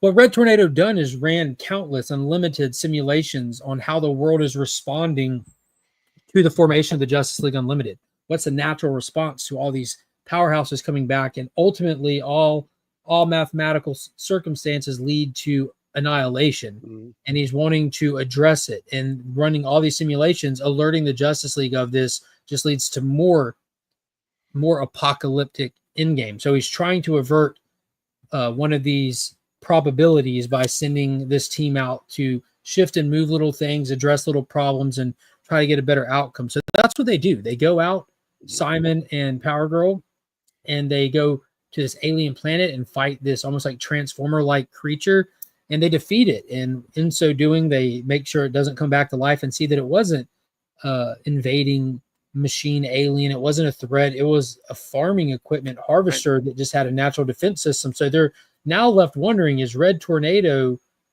acting in an honest interest to preserve the world, the team, or is something wrong with him? We don't know. That's where it left us. Well, it left us as though it truly could be a Black Ops mission, because on the final page we see Black Adam. So it looks like as though that's going to be who they're going to run up against in this title. So yeah. Is there red on it? There is. Just like Red so good. It was. So Kandak and Black Adam sitting on his throne is like, he notices the little happenstance. He's like, it's time to get involved. And it's going to be good. It's going to be good. Miniseries, not ongoing, correct? I believe so, yeah. I mean, I can't imagine it being ongoing. It reminds me of how much these people lend on each other's ideas. You know, you had X-Men Red, X-Men Blue, X-Men This X-Men U. Yeah, Gold. Justice League Red. Yeah, gold. Tornado Tyrant took him over again. Yep, be there on Tuesday to watch me flood the chat with hashtags over and over again. Sometimes I win doing it, but lately not so much. Yeah. One of my favorite memories of a Tuesday was when Joe was doing what he does and just baptizing the comment section in repetitive hashtags. And Taylor Winder, someone else, every time Joe's in a chat doing that, someone gets annoyed by it and says something to him. And that day it was Taylor Winder. He's like, Joe, we get it. You're injured. You only need to do it once, or whatever he said. And right after he says it, I spin it and Joe wins. So I just start dying laughing. Then I highlight Taylor's comment. So I have Taylor's comment up, Joe's winning thing up, and me laughing. And I had to screenshot that and share it. So funny. When it works, it works. When it don't, it don't. You know? All right, Justice League Red. Yeah, heavy recommendation from me, whether you read it digitally or pick it up. But if you're keeping up with the DC Comics continuity stuff, it's definitely one you want to keep your eyes on. Stay peeled. Another one that everyone should have on their pull list because it's one of my favorite ongoing titles. It's one of my favorite DC comic characters. And man, Jeremy Adams is absolutely crushing it. He is knocking it out of the park. The cast has gotten rounded out. The event has gotten huge. And this was supposed to be the big finale, or is it? There's more to come. That is going to be Aquaman issue number 8. Into the Deep with Justice League Blue. From red to blue. Just like that. What do you know? You got Justice League Dark, Justice League Red, Justice League Blue. But ultimately, it's just an Aquaman comic, and he's dealing with characters and people from the Aquaman past or other aquatic-based people. We brought in Captain Nemo proper into this, like legit. Like almost like Alan Moore's Captain Nemo from the League of Extraordinary Gentlemen, like legit Captain Nemo. We're dealing with another parliament here. You have the green, the red, now we have the blue. It's been infected, taken over by this deity, this aquatic god named Dagon, killing people, maiming people, taking over and stealing the people of Atlantis. Arthur and company have been out trying to get to him, to stop him, to shut him down, to no avail so far. And in this issue, they have the final countdown, the final confrontation. It looked like Arthur died in the process, but the blue brings him back, and he goes scorched earth and takes out Dagon, or so he thinks. But it was action-packed. A lot of characters, a lot of deep cuts. They really expanded on the lore of DC Comics. Including Zan from the Super Friends. Yes. Hashtag stay wet. Yeah. Yeah. That was super awesome. But, man, John Timms on the art is such a perfect job. Such a great – like, I'm still not over that. Like, I remember the day that Paul messaged me and said – Aquaman has an ongoing series again. I'm like, what? Dude, you're joking. He said, I'm not joking. Jeremy Adams is writing it. I'm like, you're pulling my leg. He's like, no, I'm not. John Timms is drawing it. I'm like, this has got to be a joke. And it wasn't. It was absolutely fact. But it was a great issue. Like I said, action-packed. The Atlantis lore is thick in the best way possible. You know, Atlantis is such an important thing to DC Comics, to its continuity, to its history, to its lore, the source of all magic, every bit of it, whether it be from Constantine, Zatanna, or anybody else. All magic in DC Comics comes from Atlantis. So it's hugely important. And by the end of this, we get to see what was ultimately powering Dagon, why he was so strong, why he was so powerful, able to stop all these people, overtake them. The Pearl from the Flashpoint Paradox, the Pearl from the Mad Max one issue of Jeremy's Flash run that was in the desert, that everyone was ultimately pining for. The Pearl was inside of him, the Pearl that teleported Atlantis ultimately. So this huge MacGuffin power, he breaks it at the end of it, potentially putting the last that we'll see of it. I highly doubt it. Yeah. Right. This is a great Jeremy Adams MacGuffin. I want to see it again. If you're curious about the Pearl, its participation in the DC universe, you can scroll back through my videos. When Aquaman 1 came out, I did a solo video on Aquaman 1, and I highlighted this Pearl that had, and all the context to it from its other appearances. But man, we had so many characters in here. We had Arion, we had Jan, like you said, we had Superman's ex-girlfriend, right? Was Lori that Lori Laramis? Yeah. Like you said Captain Nemo. Captain Nemo's there. Yeah, Captain Nemo was in here. The Lady in the Lake was in here. It was so good. But it said that we're going to be getting next issue in Aftermath, so a little epilogue. So we still don't know what's going on with Mira, dude. That's a huge thing. You know, when Atlantis got taken, time acted a little differently. So this is interesting. Mira's old, died of old age in front of his eyes by the time he found her, but their kid is full grown. Andy's grown up now. Mm-hmm. Andy grew up without her dad. If we go back to the future state era, remember Andy and Jackson were rocking together. Well, Mm-hmm. Jackson and Garth died in this issue Right. in the battle. Andy is still alive, but what are we doing with Atlantis? How are we going to get Atlantis back to where it goes? What about the people of Yeah. Atlantis? The I'm thinking that Aryans going to have to pull something off. everyone who died in this episode may not be dead for long. They got to do something. I'm thinking Yeah. Arion's got to pull something off. I think Arion might be staying here and everyone else might be going home, but I don't know what else they could do. But we got to de-age the entire population of Atlantis and get it home. I mean, the travel there, you can argue that the travel there can pull it off, but Andy being full grown is going to be weird. That's like a John Kent moment. A lot of people might not like that. I'm all for it. Like if you want to grow Andy up so that we can have her as a character. I mean, how else do you age her? Like the progression thing doesn't really work good. It's hard to do that. She's still a baby, but it'd be cool to have this little Spitfire young lady like kicking butt and taking names. That's another character that you can now interact with John Kent and Damian. You know, you're in Trinity. Like, yeah, at that point we have Aquaman, Superman, Batman, Wonder Woman. We're building an actual legacy class. If you want to keep Andy older, I'm all for it. Give us a new Super Kids instead of just Super Sons. Give us a Super Kids book. Do something. You know who knows what we could do? We can message Jeremy and ask him. Oh, do you know who knows what we could do? Jeremy. Mouseman knows. Mouseman knows. Dude, now that you mentioned that, where is my copy of that? I didn't see it in this stack. I know I got that book. No, I'm 1,000% sure I got that book. Did I accidentally put it in the wrong place? I was surprised when you showed me the books before that it wasn't one of the books that you showed me. I'm like, oh. Dude, you have me wondering where my copy is now. I'm 1,000% sure I bought it. It was in my little haul video, my short that I posted. Yo, I don't know where my copy is. The underwear gnome got it, Paul. They're real. Dude, where is my? That's crazy. Huh. It's legit not over here. Right, well, you got this one. Wow, I found the one comic that is not within arm's reach for you. It had to happen eventually, right? Yeah, I guess. So yeah, this is if you've been following, this is basically Wonder Woman has been trying to save this girl, this little girl, who happens to be stuck in a town where Mouse Man has basically taken over. Mouse Man is an old villain, like kind of like a one-off almost, like a Kite Man or a Condiment Man or something like that. That Tom King has resurrected for this title, and he basically has taken over.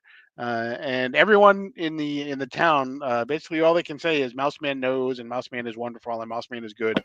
They can occasionally say yes or no, but everyone knows what everybody's saying, even though it's pretty much repetitive. Mouseman knows, and Wonder Woman finds a way to get to the people who are running the running the city for Mouseman. She has a battle with them, but we basically she hasn't gotten to Mouseman yet, which is really what she's trying to get to, so that she can free everyone there, and not just this little girl.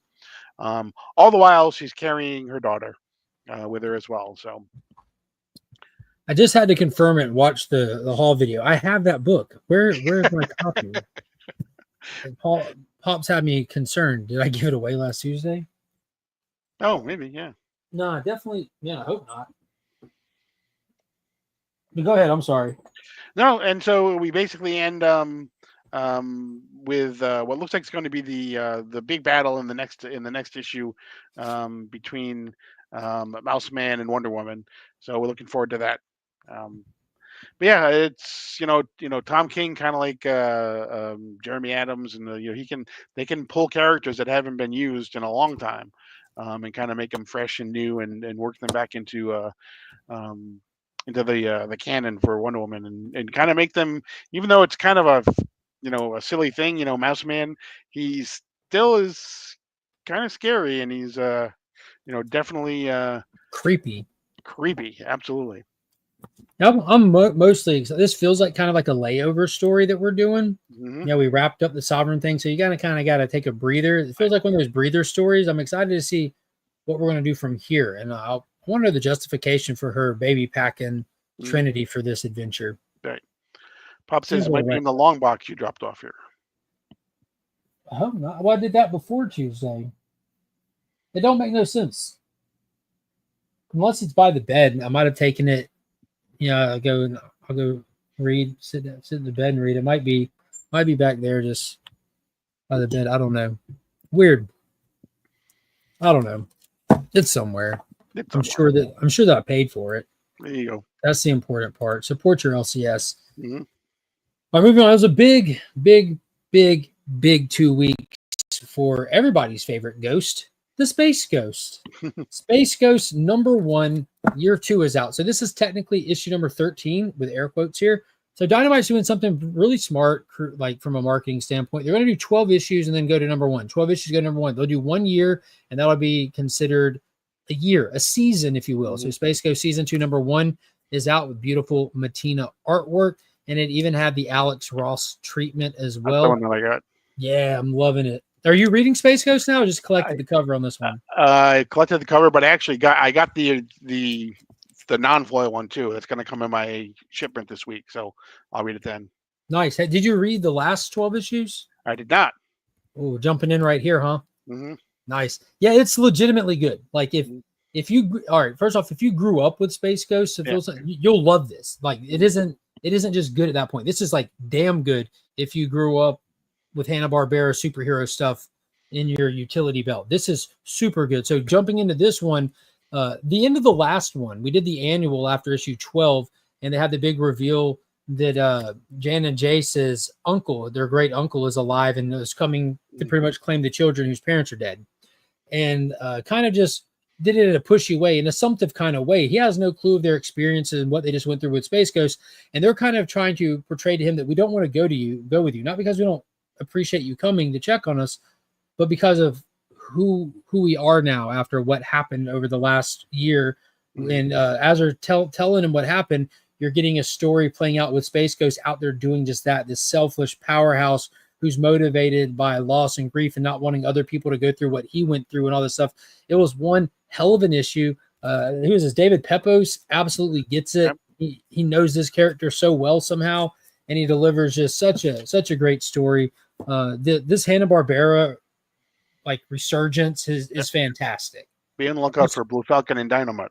Yeah, we talked about that 2 weeks ago. That like I was talking about like needing to shave my pull list, and it's just getting bigger with each one of these Hanna-Barbera books. And Blue Falcon and Dynamite are getting Matina covers as well. And like you've never seen these characters presented in this art style. It isn't just the digital art; it's his legit style of digital art. It's always spoken to me. I love it. I keep my Batman Returns or Batman 89 Matina up here on display with my Batmobile. Like just something about his art. Like I'm not a fan of people using AI art, and I know he got in some trouble for that, but keep in mind AI was built off of people like him and Alex Ross's backlog of art. He was doing it long before AI. So, and this week, the conclusion to the Space Ghost Johnny Quest crossover, Space Quest, which so while season 1 was wrapping up, this was coming out, so we weren't ghostless. This was really cool, kind of like a trading places kind of thing. Johnny and Haji end up with Space Ghost, and Jan and Jace end up with Dr. Quest, and they're ultimately trying to get them back to each other. And you get a fun little adventure along the way, action-packed. The interaction between them was really cool. And the only thing I didn't like about it is Mark Spears did homage covers for each of them. I'm not an homage cover fan. Like they're cool, sure, but give me an original cover. But this is the Wolverine cover. Right. A little bit of a saving grace is that Johnny's there. It kind of throws off the homage a little bit. #1 was the classic Superman cover from the Golden Age, but there's like 4 characters on it, so it threw it off. I didn't even realize it was an homage until issue 2 came out, and it was Avengers, 4? With the Captain America coming back in the Silver Age. With them all running. Yeah, it was that. I'm like, that's an homage. And then 3 was an AF-15 homage. I'm like, that's an homage. I'm like, okay. But still, great covers. Mark Spears is awesome. And a fun story.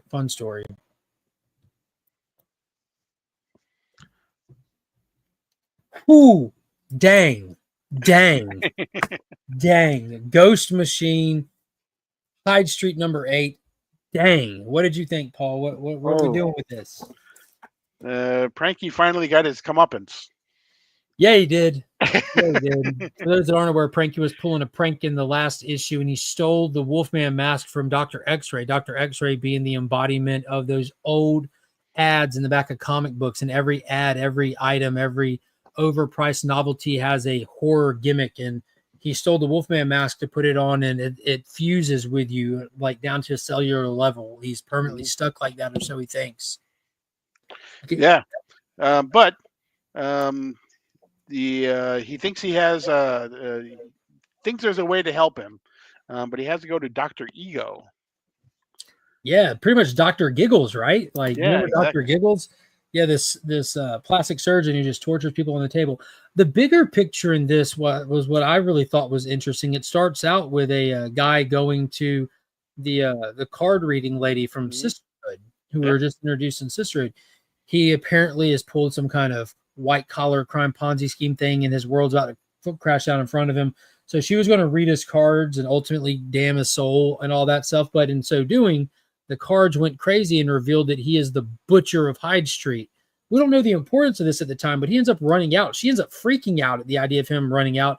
And that revelation was a huge deal. When we come back to that later in the story, after dealing with Pranky, Mr. X-Ray, and the doctor trying to remove the mask, she ultimately goes to the matinee monster, Frankenstein, and stating to him that the cards revealed the butcher is back. This could spell disaster for all of us. I need your help. This is the first time we've seen so many separate characters from Hyde Street sharing an issue together.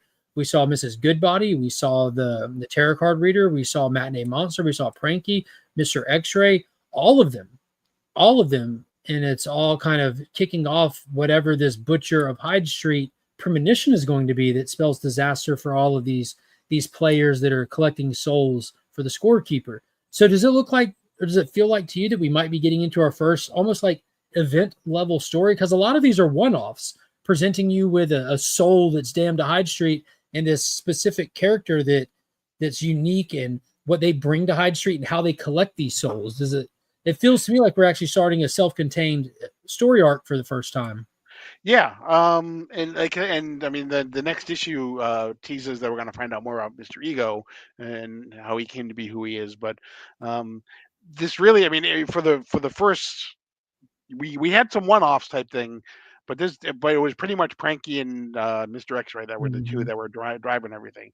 And now it seems like Jeff Johns is kind of opening up the umbrella more to bring in more characters to have them all interact with each other and see kind of really how Hyde Street kind of works in a lot of ways. Yeah, because we've been teased the scorekeeper and everything. Right. We don't have much context, but it looks like this butcher premonition might be the plot that's going to drive that, give us some answers, introduce some new mysteries and stuff. I'm excited.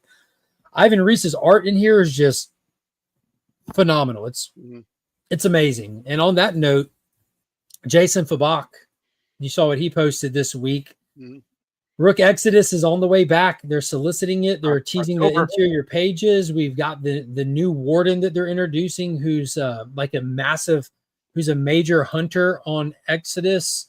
And what's cool is he's the warden of the deer, which has historically been an animal that's been hunted by many and most. It's not considered a hunter, but inside of this world on planet Exodus, he carries samurai swords. He's precision. He there looks like they're going to be going up against like the primary focus of at least the first issue coming back. It's the warden of the dogs who's running in packs, attacking people and stuff. The artwork is second to none. Jason Fabak is just A tier all across the board at Ghost Machine. A tier storytelling, artwork.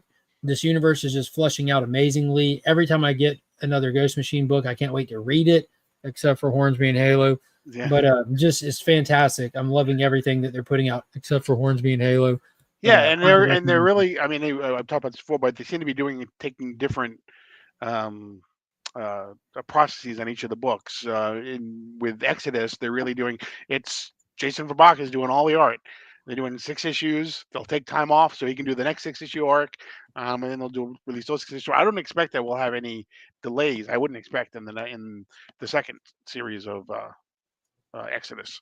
And I like what Or- Geiger's done uniquely, keeping it on schedule, letting like Pelletier and other Right. artists come in, because we haven't had a bad artist. When Gary Frank's on there, it's just like Yeah, like eye candy. Geiger comes out every month. Rook does 6, takes time off.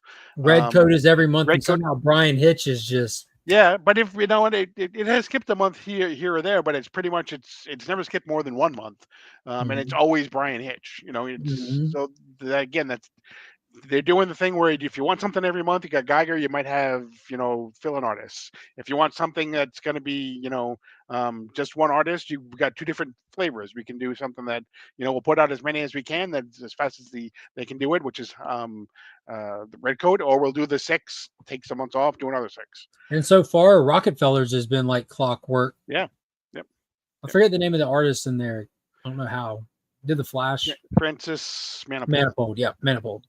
And Hyde Street is the same thing, where they're doing pretty much every month, but they're doing, like the next issue, it says it's Francis Portello, I think, is doing the Yeah, next and Maytal Zuck is doing the Hyde Street spinoff stuff. Like Right. there's, I don't even want to call it a spinoff. There's a secondary Hyde Street book that comes out periodically. We've had a one shot previously, but right now we have a story called Hyde Street Sisterhood that's coming out. It's a 4-issue miniseries by Maytal Zuck, and it features just another player from Hyde Street, but it focuses on the 2 individual characters that are in the sorority and how their story interacted with the card reader on Hyde Street. But just horror stories. It's good stuff. I got a cover by here I want to share with you real quick.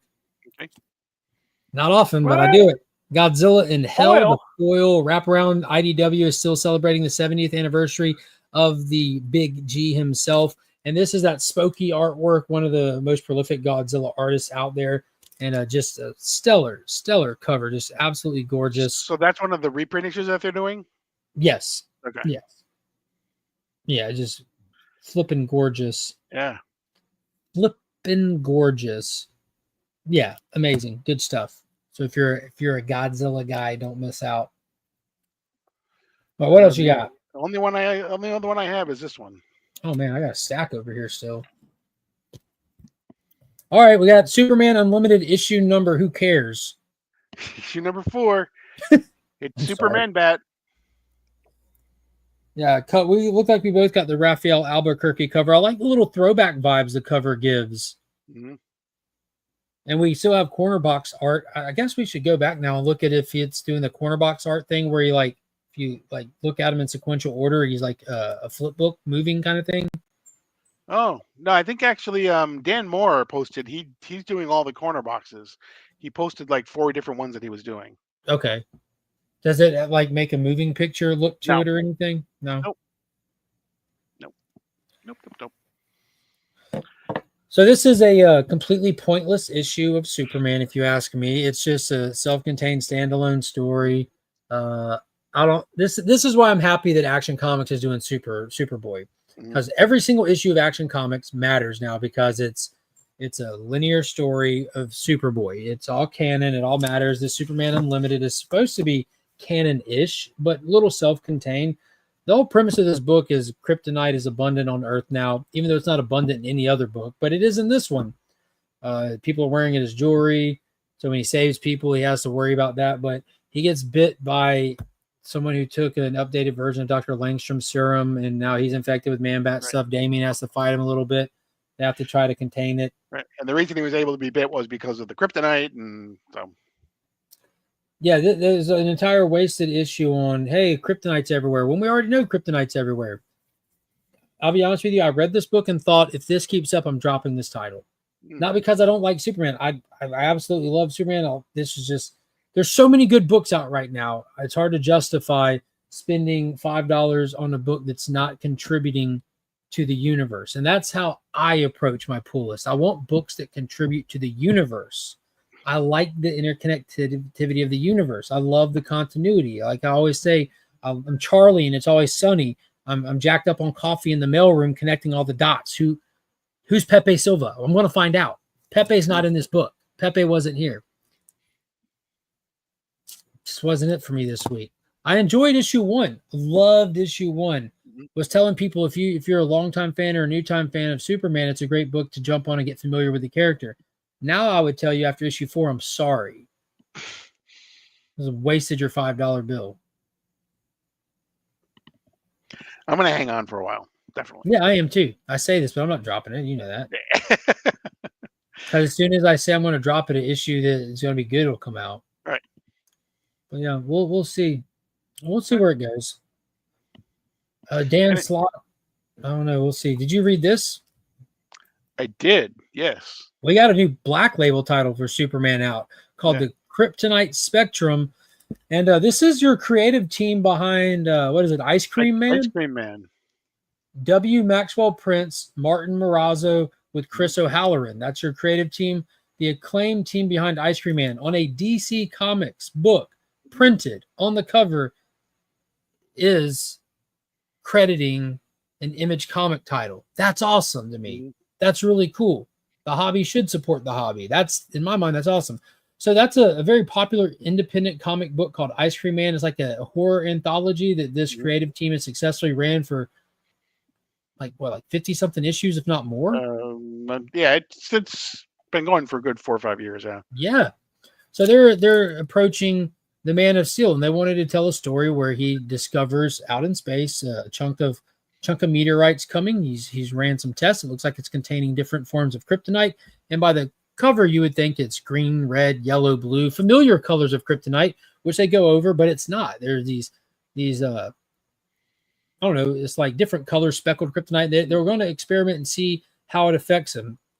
In this first issue, he calls in Batman to help him investigate because it's a mystery. It needs a detective. He's kind of playing with him there a little bit, and they do a little light testing, and you see how it affects him, and it affects the way that he perceives time. So he has to deal with Solomon Grundy attacking downtown Metropolis, but perceiving time differently. And it was really fun. It was one of those times you're kind of playing with the medium, and he keeps getting these flashes of whether it be future or past kind of thing, and he's trying to get it all together. And then you get the point where he really locks in, and he's like, okay, this is how it really went. You turn the page, and all these previous panels you saw disjointed get laid out in order, and you're like, that is freaking cool.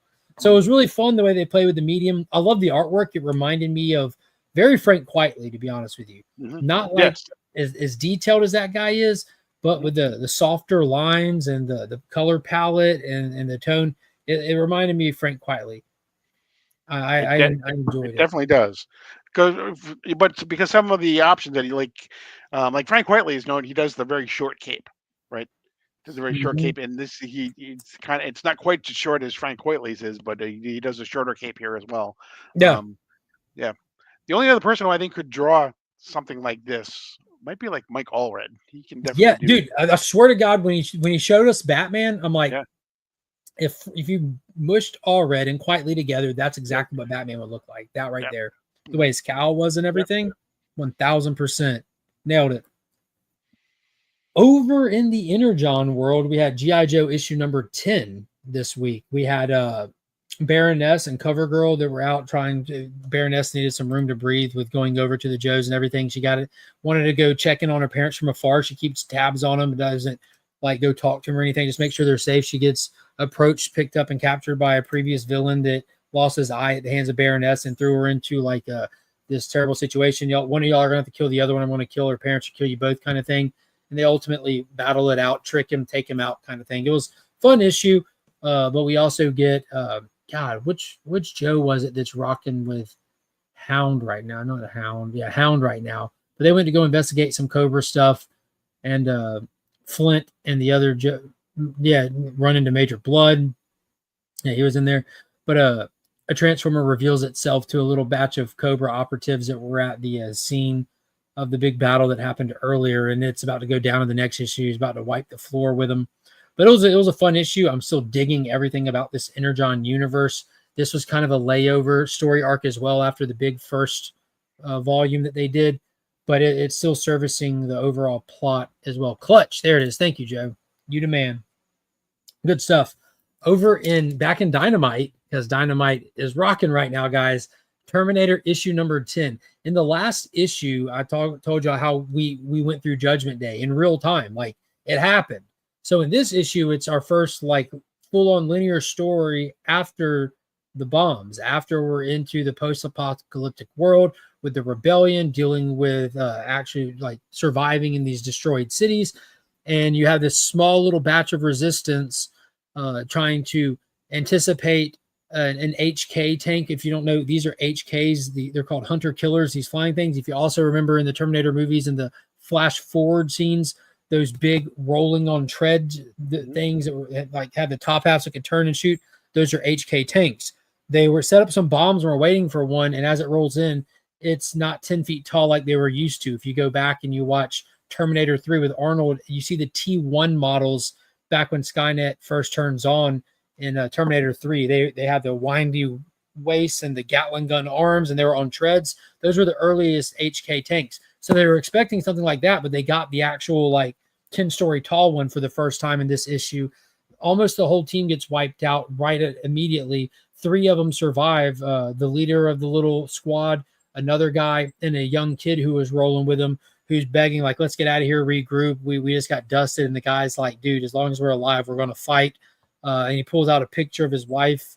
He's like, my wife has been in hiding, and I worry about her every day. And until this planet is safe, I'm going to worry about her. I can't go back home and take care of her until it's safe out here. This is what we fight for. And they go back out there. They set some traps. They try to take it out. 2 of them died. Ultimately, the kid barely survives, and some backup arrives, and they get to the kid, and he updates them on what's happening. And it shows you his motive now for what he keeps in his pocket and drives him to keep fighting. And he pulls out the picture of Sarah Connor that she took at the end of the first Terminator. It was a young John Connor getting that moment instilled in him, where that picture he keeps on him is so important to him. That was his mom's, that he ultimately gives to Kyle Reese. It was a great issue. It was so good. So good. Department of Truth number 33, the finale to the Black Hat issue. It was a 3-issue story arc where they dove into things like 4chan conspiracies, a little bit of Nick Fuentes influence in here, but ultimately shadow people. If you watch the Y-Files, they did an in-depth episode on shadow people and the different kind. The Black Hat shadow people being the most dangerous one.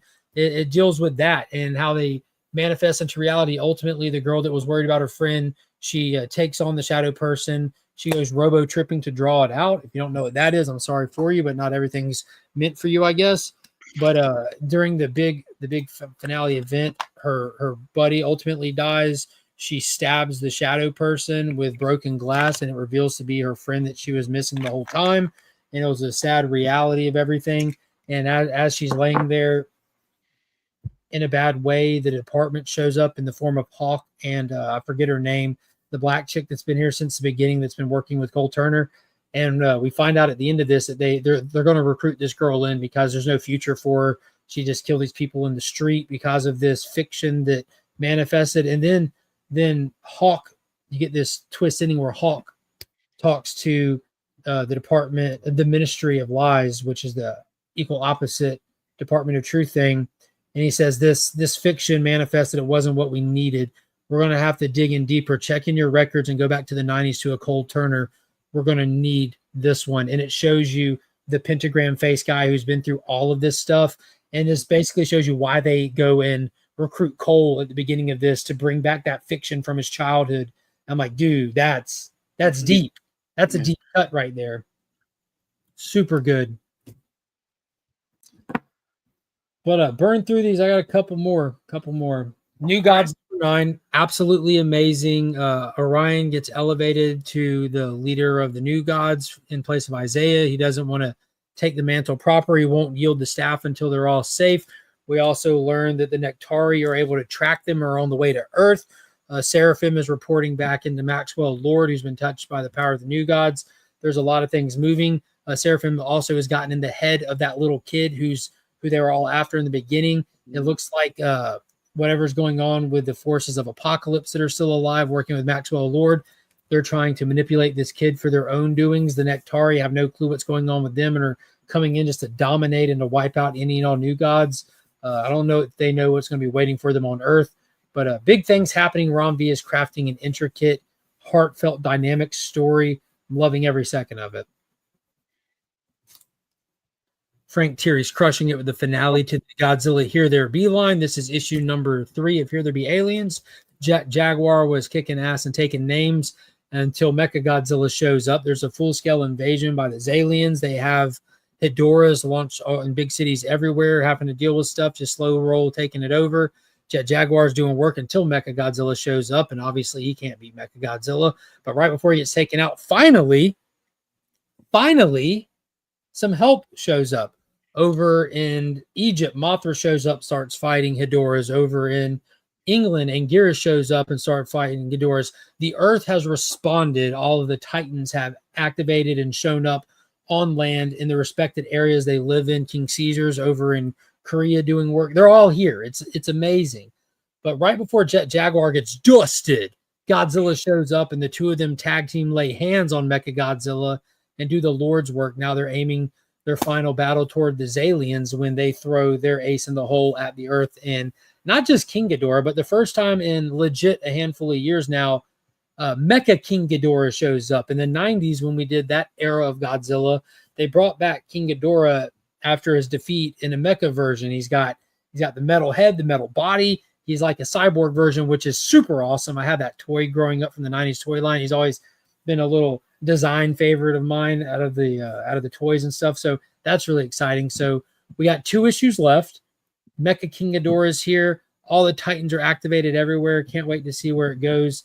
This has been probably my favorite Godzilla series over the past few years. The Here There Be line. It started out with Here There Be Dragons, here Sons of Giants. Now Here There Be Aliens. So recommend all 3 miniseries. Even if you're not a Godzilla fan, they're standalone great story. And the last book I have, and I know you read it. Oh yeah, actually, I think I do have. It was last week. Boom! Look at that beautiful cover art, by the way. Yes, and actually, and if you want the other half of it, it'll show up on Green Lantern 26 this week. I was wondering, it looks like it was more to this artwork because this purple arm sticking over. Yep. Second part comes out this week. Ken Marion is the name. Yep. I'm not familiar. Ken Marion, yep.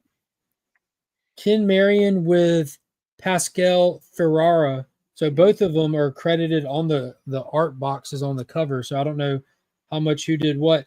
But what a big issue. Big things happening in Green Lantern. The Starbreakers activated their lantern. They got to it before the Corps could. So the entire Starbreaker crew is imbued with the power of the light spectrum. And they're going around eating entire planets while the lanterns are apathetic and emotionless, trying to get motivated by the little expected heroes of the AI from the Jeremy Adams animated series, who is not affected by the emotions being sucked away, and recent fan favorite Jade Stone from Absolute Power. Yeah, again, Jeremy, kind of like what he's doing with Aquaman. We have Starbreaker, we have Jade Stone, we have AI, we have the entities coming back. He brings in the Source Wall. He's just pulling from all different corners of the DC universe. Everything, deep cuts for everybody, and new introductions for new readers, and he does it in an approachable way too. The stakes have never been higher. The Green Lantern Corps is rocking and rolling.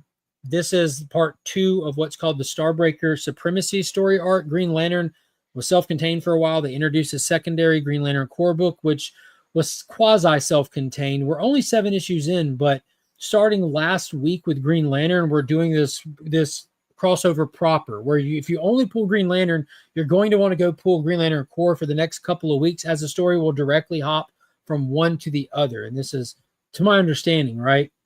Part 3 will be in Green Lantern proper. Correct. Yep. Okay. Yeah. 26. Yeah. So yeah, what a killer past couple of weeks of comics, man. I'm stoked to see what I'll find when I go to the shop Tuesday. In the meantime, I'm gonna have to put out an APB for my Wonder Woman issue. I legit have no clue where that disappeared to, man, and it did in fact disappear. That's crazy. I'm gonna have to look in the bedroom. But yeah, that's it for this week. I've got videos already recorded for tomorrow and Wednesday. They're uploaded if you're a channel member. If you're not a channel member, hit that join or subscribe plus button. Join the Legion. Make sure you check out both tiers. The Legion tier will get you early access to videos and your name in the monthly Legion Loot drawing, which will draw next Sunday, if I'm not mistaken. to see who the winner for August is. Nope. Next Sunday is August 31st. Oh, so we got 2 weeks to the drawing. Okay, so you got time. Get in there. Get in there. And don't forget, we need bookmarks. Bookmarks, people. Bookmarks. It's pinned in the top of the chat. Hit that Kickstarter. Go over there. Check out that campaign. Even if you don't plan on backing it or buying anything tonight, go check it out. Get familiar with it. Look at some of the options. And I'm telling y'all, this is an established writer. This isn't somebody working on some little half-assed project hoping you'll just support him to be nice. This is a good quality story. I have read the whole thing. It is good. It's sci-fi goodness. Over 120 pages. Get in there. Get in there where you fit in there. Also, over on Video on Demand, if you haven't already, Superman is now available to purchase for $29.99 or rent for $24.99 on all your streaming platforms. And Mission Impossible Final Reckoning. Is it out or coming out? It's out. On physical media? No. No, I believe it's out. Video on Demand. I believe so, yes. Yeah, it's available for physical media pre-order right now. So I'm actively working on getting all my ducks in a row to complete my physical media upgrade of the Mission Impossible franchise. Yeah, and as I was filing movies here this weekend, I realized I need to comb through my entire video library and peel out all my stuff I upgraded and go take it to Dead Media because I don't have room for everything. I got like 13 copies of Terminator 2. It's crazy. Really? Not literally 13, but I've got my Extreme DVD still because it came in a metal slipcover, and I'll never get rid of that. I've got like 2 or 3 Blu-ray copies because they put out special editions. I already have 2 4K copies. I have the original 4K release, then I have that Steelbook special edition release. So I'm like, dude, I can get rid of everything except for my original DVD copy and my new Steelbook 4K copy. I think Dead Media is the best place to go. But that's going to do it for tonight. I appreciate everybody coming. Be sure to go check out that stuff, and I'll see you Tuesday at 2 p.m. for the DC weekly giveaway and preview what's to come. Have a good night. Until next time, as always, we are Legion. Only one of us has a parachute. Good luck.